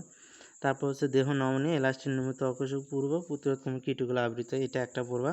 তারপর হচ্ছে টিউব উইদিন টিউব, নলের ভিতর নল, কোন পরের প্রাণীতে দেখা যায় নেমাটোডা। তারপর হচ্ছে যৌন দ্বিরূপতা বা সেক্সুয়াল ডায়ামরফিজম, ইংলিশ নাম মনে রাখতে হবে, দেখা যায়। তারপরে হচ্ছে লার্ভা দশা। তাহলে নেমাটোডা থেকে কয়টা আমাদের পড়তে হবে? নেমাটোডা থেকে 3টা পড়তে হবে। কি হচ্ছে? প্রাণীর সুডোসোলোমেটা আমরা আগে জানি, নেমাটোডা হচ্ছে অখণ্ডকায়িত, একটা বৈশিষ্ট্য। 2 নম্বর হচ্ছে দেহ নমনীয়, ইলাস্টিনের মতো অকোষীয় পুরু প্রতিরোধক্ষম কীটগুলো আবৃত, 2 নম্বর। 3 নম্বর হচ্ছে টিউব উইদিন টিউব। আর 4 নম্বর হচ্ছে যৌন দ্বিরূপতা। লার্ভা দশা হচ্ছে র্যাপিডিটি ফর্ম বা মাইক্রোফাইলারি নামক লার্ভা দশা দেখা যায়। আর এই নেমাটোডা উদাহরণগুলো তোমরা কীভাবে পড়বে? সি, জি, এইচ দিয়ে। সিতে কি? সিতে হচ্ছে চোখকৃমি, সিতে কি? চোখকৃমি, লোয়ালা। জিতে কি? জিতে হচ্ছে গোলকৃমি। তারপর হচ্ছে এইচতে হচ্ছে হুককৃমি। আর জিতে আরও একটা হচ্ছে গোদরোগের কৃমি। তাহলে সিজিএইচ দিয়ে মনে রাখবে এই 4টা উদাহরণ। সিজিএইচ, সিতে হচ্ছে চোখকৃমি, সিতে, আর জিতে গোলকৃমি, জিতে হচ্ছে গোদরোগের কৃমি, এইচতে হচ্ছে হুককৃমি। শেষ, 4টা উদাহরণ। আমরা 5 নম্বর ফাইলামে চলে আসলাম। 5 নম্বর ফাইলামের নাম হচ্ছে মলাস্কা বা কম্বোজ প্রাণী। মলাস্কা হচ্ছে প্রাণীজগতের দ্বিতীয় বৃহত্তম পর্ব, আর কিছু নাই। উদাহরণ হচ্ছে যে শামুকজনিক অক্টোপাস, সেপিয়া, লিলিগো। আমরা মলাস্কার বৈশিষ্ট্য পড়ি। মলাস্কার বৈশিষ্ট্য পড়ার আগে আরও একটা জিনিস তোমাদের পড়ে দেখাচ্ছি।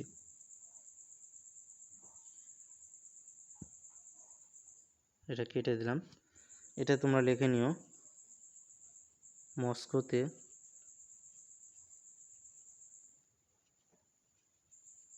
রাতে ম্যানহোল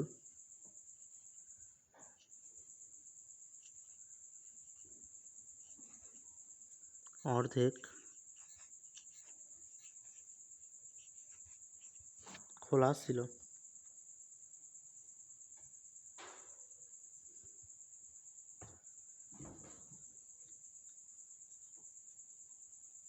কি লিখবা?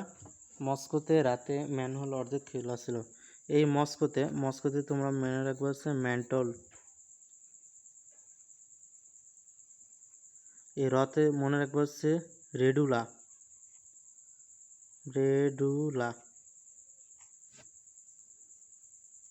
আর একটা মনে রাখবে হচ্ছে রেতি জিব্বা।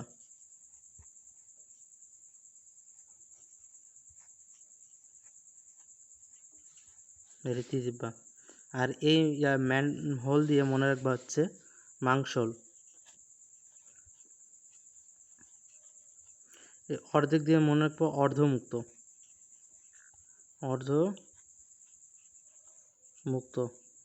আর খোলা দিয়ে মনে রাখবা হচ্ছে খোলক।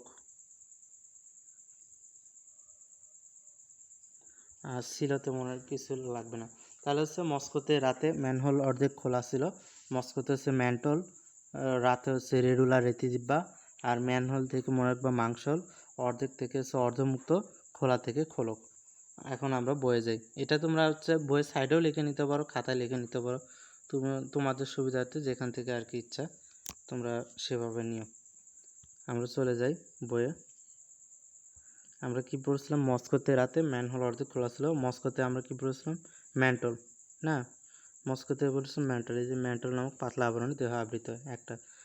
আরেকটা হচ্ছে রাতে হচ্ছে রেডুলা বা রেতিজিব্বা পড়েছিলাম। মুখ বিবরে কাইটিন নির্মিত রেডুলা বা রেতিজিব্বা থাকে। ব্যতিক্রমটা মোস্ট ইম্পর্টেন্ট, ব্যতিক্রমটা পড়ে নেবো। ব্যতিক্রম হচ্ছে বাইফালভিয়া। মস্কোতে রাতে ম্যানহোল, ম্যাথ হচ্ছে মাংসল আমরা পড়েছিলাম, দেহ নরম মাংসল অখণ্ডকায়িত। এটা দেহ নরম মাংসল অখণ্ডকায়িত। তারপর হচ্ছে মস্কোতে রাতে ম্যানহোল অর্ধেক হচ্ছে অর্ধমুক্ত রক্ত সংবহনতন্ত্র। আমরা কিন্তু মলাস্কা কিন্তু মুক্ত রক্ত সংবহনতন্ত্র পড়েছিলাম, ওই যে 5-7 দিয়ে 5-7 মুক্ত রক্ত সংবহনতন্ত্র। অর্ধমুক্ত মুক্ত যাই থাকুক আর কি, মুক্ত যেখানে থাকবে মলাস্কা। অর্ধমুক্ত অর্ধেক খোলা, খতে হচ্ছে খোলক, খোলক হচ্ছে এখানেও আছে, ম্যান্টল নামক পাতলা আবরণে খোলক গঠিত হয়। তারপর হচ্ছে লার্ভা দশা, জীবনচক্র টুকোফোর ভেলিজার বা গ্লোসিডিয়াম নামক লার্ভা দশা থাকে। তো উদাহরণগুলো আমরা আগে পড়েছিলাম, শামুকজনিক অক্টোপাস, এই যে শুরুতে শামুকজনিক অক্টোপাস সেপিয়া লিলিগো হচ্ছে মলাস্কা পর্বের অন্তর্গত। আচ্ছা, আমরা পরবর্তী ফাইলামে চলে যাই। অ্যানেলিডা, অ্যানেলিডাকে কী বলা হয়? অঙ্গরিমাল। অ্যানেলিডাকে কী বলে? অঙ্গরিমাল প্রাণী। অ্যানেলিডার কিছু বৈশিষ্ট্য আছে, যেমন হচ্ছে প্রকৃত খণ্ডকায় উপস্থিত আংটির মতো অনেকগুলো খণ্ডক নিয়ে গঠিত, এটা একটা বৈশিষ্ট্য। অ্যানেলিডার চলনাঙ্গ হচ্ছে কাইটিনোমাস সিটি বা পেশল প্যারাপোডিয়াম। এই চলনাঙ্গটা মনে রাখবে, অ্যানেলিডা কি? কাইটিনোমাস সিটি বা পেশল প্যারাপোডিয়াম। চলনাঙ্গ আরও একটা আছে, নেফ্রিডিয়া নামক পেছানো নালিকা চলনাঙ্গ এসে কাজ করে অন্য পর্বের, এটা সামনে আসবে। তারপর হচ্ছে নেফ্রিডিয়া নামক পেছানো নালিকা রেচনাঙ্গ এসে কাজ করে। ওদের হচ্ছে এখানে অ্যানেলিডা আছে কাইটিনোমাস সিটি, আর এটা হচ্ছে টিউফিড। টিউফিড ও যে অন্য পর্বে আর কি চলনাঙ্গ এসে কাজ করে, এটা আমরা সামনে পড়তেছি একানোডার্মাটের ক্ষেত্রে। আর এখানে হচ্ছে চলনাঙ্গ হচ্ছে কাইটিনোমাস সিটি, তারপর হচ্ছে নেফ্রিডিয়া নামক পেছানো নালিকা রেচনাঙ্গ এসে কাজ করে। তারপরে এটা পড়লে হবে ট্রোকোমন নামক লার্ভা দশা ঘটে। তাহলে এখানে অ্যানেলিডা থেকে কী কী পড়বা তোমরা? প্রকৃত খণ্ডকায়ন উপস্থিত, চলনাঙ্গ কাইটিনোমাস সিটি ও পেশল প্যারাপোডিয়াম, রেচনাঙ্গ হচ্ছে নেফ্রিডিয়া, তারপর হচ্ছে লার্ভা দশা হচ্ছে ট্রোকোফোর। উদাহরণ কী কী পড়বা? হচ্ছে কেঁচোযোগ, মহিষাযোগ, কেঁচো। কেঁচোটা পড়ে নেবা হচ্ছে কেঁচো, কেঁচো কেঁচো কেঁচো কেঁচো যোগ হচ্ছে অ্যানেলিডার উদাহরণ। আমরা হচ্ছে পরের পর্বে চলে যাচ্ছি।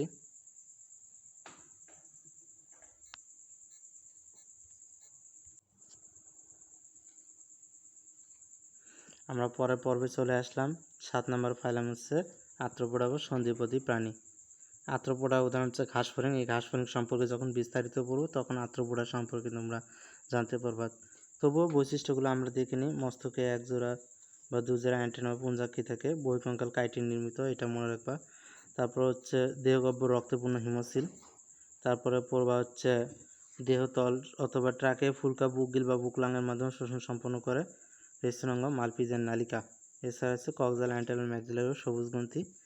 তারপর হচ্ছে জীবনচক্র লার্ভা পিউপা নিভস দশা দেখা যায়। এই কয়টা বৈশিষ্ট্য পড়লে হয়ে যাবে আমাদের। কি কি পড়বো আমরা? মস্তকে এক জোড়া বা দুই জোড়া অ্যান্টেনা থাকে, বহিঃকঙ্কাল কাইটিন নির্মিত, দেহগহ্বর রক্তপূর্ণ হিমোসিল, ট্রাকে ফুলকা বুকগিল বা বুকলাঙের মাধ্যমে শোষণ সম্পন্ন করে প্রধান রেচনাঙ্গ মালপিজের নালিকা। এছাড়াও রয়েছে কক্সাল অ্যান্টেনাল ম্যাক্সিলারি সবুজ গ্রন্থি। জীবনচক্রে কী কী দশা দেখা যায়? জীবনচক্র হচ্ছে লার্ভা পিউপা ও নিভস দশা দেখা যায়। উদাহরণ কী পড়বা? উদাহরণ হচ্ছে চিংড়ি, চিংড়ি, তারপর হচ্ছে ঘাসফড়িং, তেলাপোকা, ইনসেক্টার পর্বভুক্ত আর কি, শ্রেণীভুক্ত। উদাহরণগুলো চিংড়ি, ঘাসফড়িং, তেলাপোকা। আমরা পরের ফাইলামে চলে যাচ্ছি।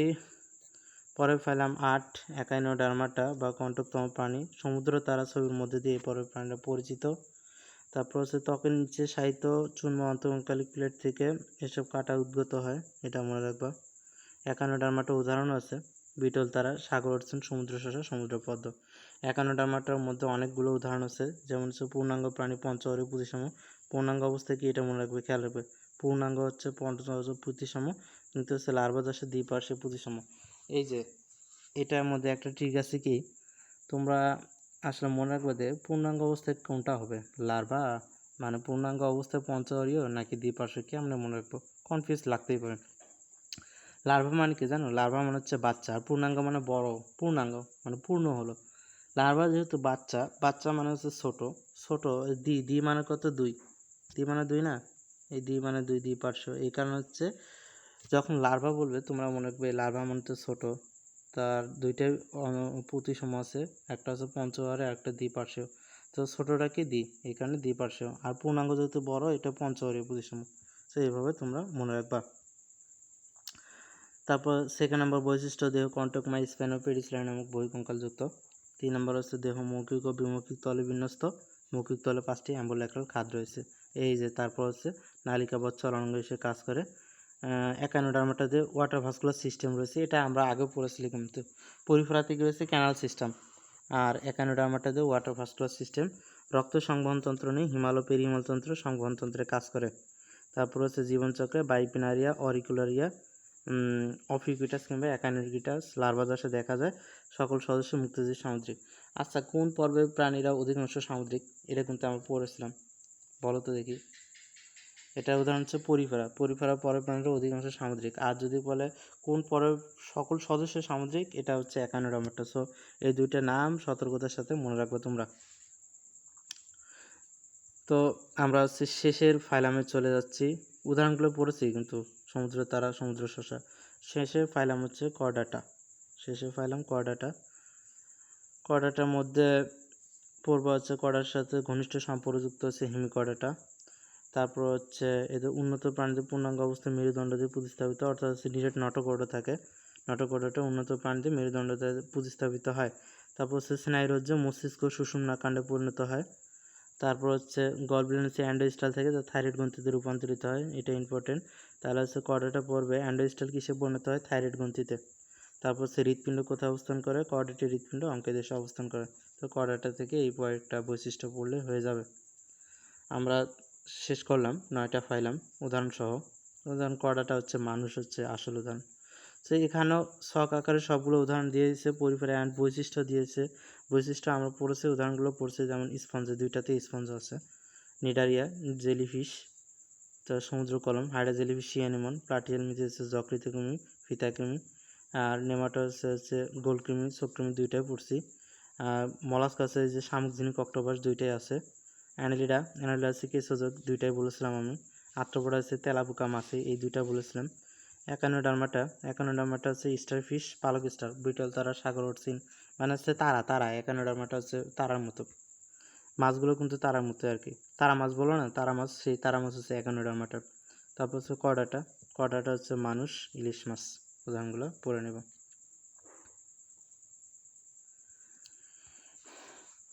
এখন আমরা এই যে কর্ডাটা পর্ব কিন্তু অনেক বড়, কর্ডাটা পর্ব সম্পর্কে এখন বিস্তারিত জানব। এই যে ফাইলাম কর্ডাটাকে 3টি সাব ফাইলামে ভাগ করার উপপর্ব: ইউরোকর্ডাটা, সেফালোকর্ডাটা, ভার্টিব্রাটা। এই সবটা তোমাদের মনে রাখতে হবে। অনেক মানে কোন সাব ফাইলামে কী কী আছে এগুলো মনে রাখতে হবে, বুঝছো? তো আমরা হচ্ছে ফাইলাম কর্ডাটা হচ্ছে 3টা: ইউরোকর্ডাটা, সেফালোকর্ডাটা, ভার্টিব্রাটা। ইউরোকর্ডাটার মধ্যে আছে অ্যাসিডিয়াসিয়া, থেলিয়াসিয়া, লার্ভেসিয়া। ইউরোকর্ডাটাকে 3টি ক্লাসে ভাগ করা যায়।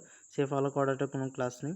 তারপর হচ্ছে ভার্টিব্রাটাকে 2টা সুপার ক্লাস মানে অধিশ্রেণীতে ভাগ করা যায়। একটা হচ্ছে সুপার ক্লাস সাইক্লোস্টোমাটা, জ্যান্থোস্টোমাটা। সাইক্লোস্টোমাটার মধ্যে আবার 2টি ক্লাস আছে, ম্যাগজিনি, পেট্রোমাইজেন্টিটা। আর আছে জ্যান্থোস্টোমাটার মধ্যে আছে Chondrichthyes, Actinopterygii, Sarcopterygii, Amphibia, রেপ্টিলিয়া, Abyss, ম্যামানিয়া। সেই সবটা তোমরা মনে রাখবা। এখন আমরা বিস্তারিত পড়ে নিই। কর্ডাটাকে 3টি ভাগে ভাগ করা যায়। প্রথম হচ্ছে ইউরোকর্ডাটা। হ্যাঁ, ইউরোকর্ডাটা সাগর ফোয়ারা নামে পরিচিত, এটা মনে রাখবা। সাইফুন দিয়ে সজোরে পানি উচ্চারিত করা বলে ইউরোকর্ডাটা সাগর ফোয়ারা নামে পরিচিত। ইউরোকর্ডাটা বৈশিষ্ট্য পড়ে নেব আমরা। টিউনিসি নির্মিত, টিউনিক নামক আবরণে আবৃত। তারপর হচ্ছে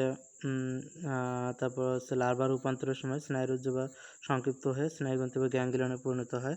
পেরিস্টালসিস, হৃদচক্রে রিভার্স পেরিস্টালসিস দেখা যায়। লার্ভা দশা হচ্ছে ট্যাডপোল। তাহলে ইউরোকর্ডাটা লার্ভা দশা কি? ট্যাডপোল। এই কয়টা মনে রাখলে হবে। লার্ভা প্রতিরূপান্তর ঘটে, ইংলিশ নাম রেট্রোগ্রেসিভ মেটামরফিস। তাহলে ইউরোকর্ডাটায় কী কী বৈশিষ্ট্য রয়েছে? টিউনিক নামক আবরণে আবৃত। লার্ভা রূপান্তরের সময় স্নায়ুরজ্জু সংক্ষিপ্ত হয়ে কিসে পরিণত হয়? স্নায়ুগ্রন্থি বা গ্যাংগ্লিয়নে পরিণত হয়। লার্ভা রূপান্তরের সময় স্নায়ুরজ্জু সংক্ষিপ্ত হয়ে কিসে পরিণত হয়? স্নায়ুরজ্জু বা গ্যাংগ্লিয়নে পরিণত হয়। তারপর হচ্ছে হৃদচক্রে রিভার্স পেরিস্টালসিস দেখা যায়। জীবনচক্রে ট্যাডপোল নামক লার্ভা দশা দেখা যায়। লার্ভা প্রতিরূপান্তর ঘটে। এই কয়েকটা বৈশিষ্ট্য আমাদের পড়লে হয়ে যাবে। তাহলে ইউরোকর্ডাটাকে আবার 3টা শ্রেণীতে ভাগ করেছে, আমরা জানি, পড়েছিলাম। অ্যাসিডিয়াসিয়া, থেলিয়াসিয়া, লার্ভেসিয়া। অ্যাসিডিয়াসিতে আমরা বৈশিষ্ট্য পড়ব হচ্ছে দেহ স্ফীতকায় নলাকার, আর কিচ্ছু না। থেলিয়াসিয়া এমনকি প্রজাতির সংখ্যাও না। থেলিয়াসিয়াতে পড়ব কি? দেহ ফাঁপানল বা পিপা আকৃতির। তারপর হচ্ছে লার্ভেসিয়া হচ্ছে পরিণত প্রাণী, ব্যাঙাচি সদৃশ্য লার্ভার মতো উন্নত সমুদ্র পৃষ্ঠবাসী। শেষ, ইউরোকর্ডাটা কাজ শেষ। তারপর দ্বিতীয় নাম্বার হচ্ছিল সেফালোকর্ডাটা। সেফালোকর্ডাটা এদের ডাক নাম বলাকার বা ভলামাকার প্রাণী। আর হচ্ছে প্রথম আবিষ্কৃত প্রাণী হচ্ছে ব্রাঙ্কিওস্টোমা ল্যান্সিওনাটুম, এটা মনে রাখবা। সেফালোকর্ডাটা বৈশিষ্ট্য হচ্ছে দেহের সম্মুখ প্রান্ত ওরাল সিঁড়িতে আবৃত, নিম্নমুখী ওরাল হুড থাকে, দেহের দুপাশে বড় আকারের মাইটোম পেশি বিদ্যমান। এই দুইটা বৈশিষ্ট্য তোমাদের মনে রাখতে হবে। তাহলে আমরা ইউরোকর্ডাটাও শেষ করলাম, সেফালোকর্ডাটাও শেষ করলাম, কারণ সেফালোকর্ডাটা কোনো ক্লাস কিন্তু নেই, মানে শ্রেণী নেই। এরপর হচ্ছে ভার্টিব্রাটা, 3 নম্বর। এই ভার্টিব্রাটা হচ্ছে অস্থিমজ্জা তরুণাস্থিম ক্রেনিয়ামের ভেতর মস্তিষ্ক অবস্থান করে বলে এই উপপর্ব আর এক নাম ক্রেনিয়াটা। এখন হচ্ছে ভার্টিব্রাটা বৈশিষ্ট্যগুলো পর্ব হচ্ছে পৃষ্ঠে ফাঁপা স্নায়ুরজ্জু সুষুম্নাকাণ্ড। ভার্টিব্রাটা মেরুদণ্ডহীন কিন্তু ত্বক দিয়ে আবৃত থাকে। গলবিলের উভয় পাশে 5 থেকে 15 জোড়া ফুলকাণ্ড থাকে, যুগ্ম চলনাঙ্গ উপস্থিত। তারপর হচ্ছে 3 অংশে বিভক্ত মস্তিষ্কে 10 থেকে 12 জোড়া করটিক স্নায়ু থাকে। এখন ভার্টিব্রাটাকে 3টা সুপার ক্লাসে অধিভুক্ত করা হয়েছে, দুইটা সুপার ক্লাসে অধিভুক্ত করা হয়েছে, সাইক্লোস্টোমাটা, জ্যান্থোস্টোমাটা। সাইক্লোস্টোমাটাকে আবার 2টা শ্রেণীতে ভাগ করা হয়েছিল, ম্যাগজিনি, পেট্রোমাইজেন্টিটা। তাহলে আমরা সাইক্লোস্টোমাটা সম্পর্কে পড়ি। সাইক্লোস্টোমাটাকে 2টা শ্রেণীতে ভাগ করা হয়েছে, ম্যাগজিনি এক। ম্যাগজিনিতে আমরা পড়ব শ্রেণীভুক্ত মাছগুলো হ্যাগফিশ নামে পরিচিত। হ্যাগফিশ দেখতে বাইন মাছের মতো এবং এদেরকে স্লাইমিল নামেও অভিহিত করা হয়।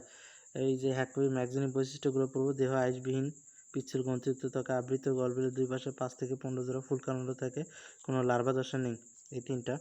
তারপর হচ্ছে ম্যাগজিনি। তারপর হচ্ছে পেট্রোমাইজেন্টিটা, এটা হচ্ছে ল্যাম্প্রে নামে পরিচিত। ডিম ফুটে অ্যামোসিট নামক লার্ভা দশা দেখা যায়। তাহলে এখানে বৈশিষ্ট্যগুলো পড়ব, পৃথক ফুলকাণ্ড সহ 7 জোড়া ফুলকাণ্ড রয়েছে। তারপরে পড়ব অ্যামোসিট নামক লার্ভা দশা রয়েছে। শেষ। তার সাইক্লোস্টোমাটা। এখন পড়ব হচ্ছে জ্যান্থোস্টোমাটা। জ্যান্থোস্টোমাটার মধ্যে কয়টা শ্রেণী আছে? 6টা। কি কি? Chondrichthyes, অ্যাকটিনোপ্টেরিজি, সার্কোপ্টেরিজি, Amphibia, রেপ্টিলিয়া, Mammalia. তো প্রথমটা হচ্ছে কন্ডিকথিস। কন্ডিকথিস মানে হচ্ছে তরুণাস্থিময় মাছ। কন্ডিকথিসের বৈশিষ্ট্যগুলো আমরা পড়ব। দেহ অসংখ্য ক্ষুদ্র প্লাকেট নামক আয়সা আবৃত, অন্তরঙ্কাল তরুণাস্থিময় 5 থেকে 7 জোড়া ফুলকাণ্ড রয়েছে। তারপর হচ্ছে পুচ্ছবাকনা হেটেরোসার্কাল ধরনের। কন্ডিকথিসে মনে রাখবে পুচ্ছবাকনা হেটেরোসার্কাল ধরনের। আবার বাইথলি থাকে না, কন্ডিকথিসে বাইথলি থাকে না। শেষ। এই কয়েকটা বৈশিষ্ট্য। তাহলে কন্ডিকথিস থেকে কী কী পড়ব? কন্ডিকথিস মানে হচ্ছে তরুণাস্থিময়।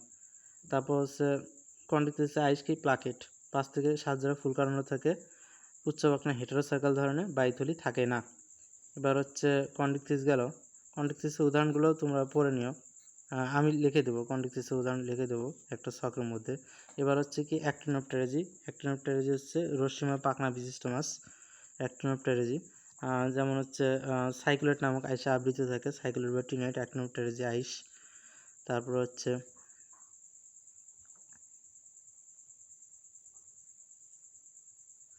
4 জোড়া ফুলকানীয় শোষণ অঙ্গ গঠিত, অস্থিময় পাখনা রয়েছে। তারপর হচ্ছে পুচ্ছ পাখনা হোমোসার্কাল ধরনের, বাইথলি বা পটকা থাকে। এই কয়েকটা হচ্ছে অ্যাক্টিনোপ্টেরিজি বৈশিষ্ট্য, অর্থাৎ রশ্মিময় পাখনা বিশিষ্ট মাছ। তারপর হচ্ছে সার্কোপ্টেরিজি। সার্কোপ্টেরিজি পিণ্ডাকার পাখনা বিশিষ্ট মাছ। পিণ্ডাকার পাখনা বিশিষ্ট মাছ। এই গোষ্ঠী মাছগুলো লাংফিশ নামে পরিচিত। ইম্পর্টেন্ট কী কী জানো? একটা হচ্ছে কি পাখনা, মানে পাখনা কী কী? কন্ডিকথিসে কি? কন্ডিকথিসে পাখনাগুলো আছে তরুণাস্থিময়। কন্ডিকথিসে পাখনা হচ্ছে প্রথমটা হচ্ছে কি জানি, প্লাকেট। হ্যাঁ, কন্ডিকথিস প্লাকেট। আর হচ্ছে অ্যাক্টিনোপ্টেরিজি সাইক্লোয়েট। তারপর হচ্ছে সার্কোপ্টেরিজি গ্যানেট আইস। তারপর হচ্ছে অন্তরঙ্কাল। কন্ডিকথিসে তরুণাস্থিময়, অ্যাক্টিনোপ্টেরিজি তরুণাস্থিময়, আর সার্কোপ্টেরিজিও কিন্তু তো অস্থিময় আর কি। তারপর হচ্ছে লেস। লেস 3টা, মানে কয়েকটা বৈশিষ্ট্য 3টারই একে, ওটা আমি ছক সহ তোমাদের দিয়ে দেবো। এটা পড়ানোর পর ওই ছক সহ দিয়ে দেবো। তাহলে আমরা হচ্ছে সার্কোপ্টেরিজি বৈশিষ্ট্যগুলো পড়ি। সার্কোপ্টেরিজি সে যে দেহ গ্যানেট ধরনের আইসে আবৃত। তারপর হচ্ছে পিণ্ডাকার বা যুগ্ম পাখনা উপস্থিত, লেজ ডাইসাইফার্কাল ধরনের, এদের পটকা থাকে। তবে পটকা হচ্ছে রক্তজালিকা সমৃদ্ধ। এবার হচ্ছে অ্যাম্ফিবিয়া বা উভচর। অ্যাম্ফিবিয়া বা উভচর। এই উভচরের বৈশিষ্ট্যগুলো পড়ি। উভচর হচ্ছে অ্যাক্টোথার্মিক, অর্থাৎ দেহের তাপমাত্রা পরিবেশের সাথে ওঠানামা করে। তারপর অগ্রপদে 4টি, পশ্চাৎপদে 5টি নখরবিহীন আঙ্গুল রয়েছে। তারপর হৃৎপিণ্ড 3 প্রকোষ্ঠ বিশিষ্ট। এই হৃৎপিণ্ড প্রকোষ্ঠ কয়েকটা মনে রাখবা, মোস্ট ইম্পর্টেন্ট। আমি যা পড়াচ্ছি সবই ইম্পর্টেন্ট ছাড়া কোনো আনইম্পর্টেন্ট জিনিস এখানে যুক্ত করিনি, খুব অল্পতে পড়াচ্ছি। আর বিস্তারিত পড়ালে অনেকগুলো পড়ানো যেত। সো আমি যেগুলো দাগে দিচ্ছি তোমরা একটাও ছাড়বা না। তারপর হচ্ছে হৃৎপিণ্ড 3 প্রকোষ্ঠ বিশিষ্ট ট্যাডপোল নামক লার্ভা দশা দেখা যায়। কি ট্যাডপোল লার্ভা দশা কি ট্যাডপোল নামক লার্ভা দশা দেখা যায়। এবার হচ্ছে রেপ্টিলিয়া হচ্ছে সরীসৃপ। সরীসৃপ এটা প্রশ্ন আসছিল মেডিকেলে 16.5 কোটি বছর পূর্বে যুগকে মেসোজোইক বা সরীসৃপের যুগ বলে। সরীসৃপের উদাহরণ হচ্ছে অ্যাক্টোথার্মিক। সরীসৃপের যুগ কি অ্যাক্টোথার্মিক। তাহলে দেখো এই অ্যাম্ফিবিয়াও কী ছিল, অ্যাম্ফিবিয়াও ছিল অ্যাক্টোথার্মিক, সরীসৃপও কিন্তু অ্যাক্টোথার্মিক। দেখলা সরীসৃপ হচ্ছে অ্যাক্টোথার্মিক। তারপর হচ্ছে দেহ শুষ্ক অ্যাপিডেন্স উদ্ভূত আইস বা শক্ত প্লেটে আবৃত, প্রতিভাবে 5টি করে নখরযুক্ত আঙুল থাকে। তারপর হচ্ছে সরীসৃপের হৃৎপিণ্ড অসম্পূর্ণ 4 প্রকোষ্ঠ বিশিষ্ট, মোস্ট ইম্পর্টেন্ট।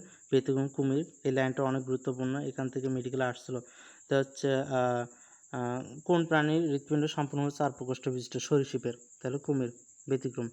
তারপর হচ্ছে মাথার করটে অক্সিপিটাল কন্ডাল দিয়ে মেরুদণ্ডের সাথে যুক্ত, আর কিছু নেই। তারপর হচ্ছে অ্যাভিস, অ্যাভিস হচ্ছে পাখি, পক্ষীকুল। অ্যাভিসের বৈশিষ্ট্যগুলোর মধ্যে পড়বা দেহ পালকে আবৃত, তারপর হচ্ছে সোয়াল দাঁতবিহীন চঞ্চিত পরিণত হচ্ছে, অস্থিগুলো বায়ু গহ্বরপূর্ণ। আর এইটা পাখির মধ্যে একটাই বৈশিষ্ট্য হচ্ছে পাখির শরীরে প্রথম হচ্ছে সমস্ত বা অ্যান্ডোথার্মিক। তাহলে প্রথম দুইটা যে আমরা পড়লাম, প্রথম দুইটা হচ্ছে অ্যাক্টোথার্মিক, অর্থাৎ দেহের তাপমাত্রা পরিবেশের সাথে ওঠানামা করে, আর অ্যান্ডোথার্মিক হচ্ছে দেহের তাপমাত্রা পরিবেশের সাথে ওঠানামা করে না। অ্যান্ডোথার্মিকের মধ্যে হচ্ছে পাখি। উদাহরণগুলো পড়ে নেব আমরা ছকে। এবার হচ্ছে ম্যামালিয়া। ম্যামালিয়া স্তন্যপায়ী প্রাণী। ম্যামালিয়ার মধ্যে বৈশিষ্ট্যগুলো পড়বে হচ্ছে ম্যামালিয়া হচ্ছে মানুষ। স্তনগ্রন্থি থেকে খরিত দিক দিয়ে নবজাতক লালিত হয়, বহিকর্ণিক পিনা রয়েছে, মাংসল ডায়াফ্রাম রয়েছে। তারপর হচ্ছে দ্বিচক্রী রক্ত সংবহনতন্ত্র, বাচ্চা প্রসব করে। তারপর হচ্ছে ম্যামালিয়া কি, ম্যামালিয়া হচ্ছে অ্যান্ডোথার্মিক, এই যে অ্যান্ডোথার্মিক সমস্ত চিহ্নিত বা অ্যান্ডোথার্মিক। তার প্রথম দুইটা হচ্ছে অ্যাক্টোথার্মিক আর পরের দুইটা হচ্ছে অ্যান্ডোথার্মিক। তো ম্যামালিয়াকে আবার 3টি সাব ক্লাসে ভাগ করা যায়। প্রোটোথেরিয়া হচ্ছে ডিম প্রসব করে, উদাহরণ হচ্ছে থলথলে চামড়ার মতো আবরণযুক্ত ডিম প্রসব করে, যেমন হচ্ছে উদাহরণটা হচ্ছে হংসতন্ত্রী প্লাটিপাস। তারপর হচ্ছে কোন দিকে আসলো,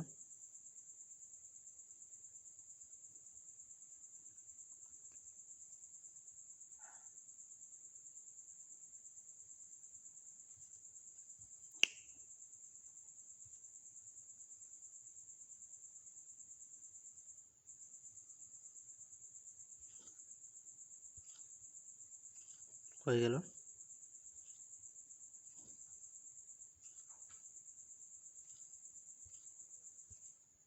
মানে চাপ লেগেছিলো তো। আচ্ছা, এই যে ম্যামালিয়ার বৈশিষ্ট্যগুলো পড়লাম। ম্যামালিয়াকে 3টি সাব ক্লাসে ভাগ করা যায়। প্রোটোথেরিয়া থলথলে চামড়ার মতো আবরণযুক্ত ডিম প্রসব করে, উদাহরণ কী হবে, উদাহরণ হচ্ছে হংসতন্ত্রী প্লাটিপাস।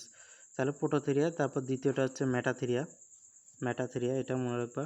ম্যাটাথেরিয়া হচ্ছে মার্সুপিয়াল প্রাণী, সরল ধরনের অম্লবিষ্ট প্রাণী, উদাহরণ কী পড়বো, ক্যাঙ্গারু। তারপর হচ্ছে ইউথেরিয়া হচ্ছে প্রকৃত ধরনের অম্লবিষ্ট প্রাণী। তারপর হচ্ছে একটি জোন থেকে শুক্রাণু সাধারণত স্কটল তন্ত্রে পরিণত টাইগ্রিস। তো এরপরে সম্ভবত আমাদের কোনো পড়া নেই, এখন আমি তোমাদের সেই চার্টটা দেখাচ্ছি, যে চার্টের সাহায্যে তোমরা অ্যাক্টিনোপটেরিজি, কন্ডিকটিভ সার্কোপটেরিজি 3টা বৈশিষ্ট্য বুঝতে পারবা।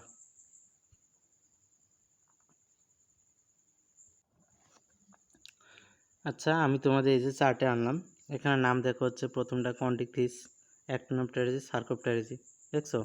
তারপরে এইভাবে পড়বো যে আইস, প্লাকেট ধরনের আইস, সাইক্লোয়েড, সবগুলোই আমি সাজিয়ে লিখছি, উদাহরণসহ দিয়ে দিচ্ছি কিন্তু।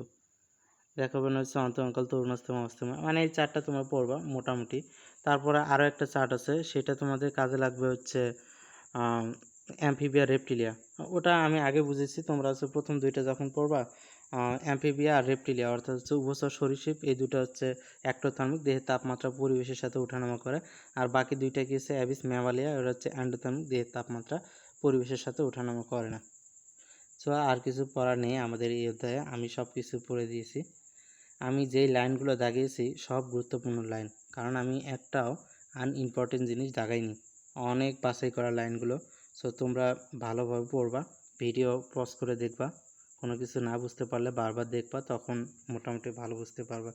আর আমার এই ক্লাসটি তোমাদের কেমন লাগলো সেটা কমেন্টে জানিয়ে দিও। কারণ হচ্ছে তোমরা যদি ভালো বলো তখন আমি পরবর্তী ক্লাসগুলো দেওয়ার জন্য অনুপ্রেরণা পাবো, আর না হলে তো পাবো না। সো তোমরা সবাই ভালো থেকো, ভালোভাবে পড়াশোনা করি। ধন্যবাদ।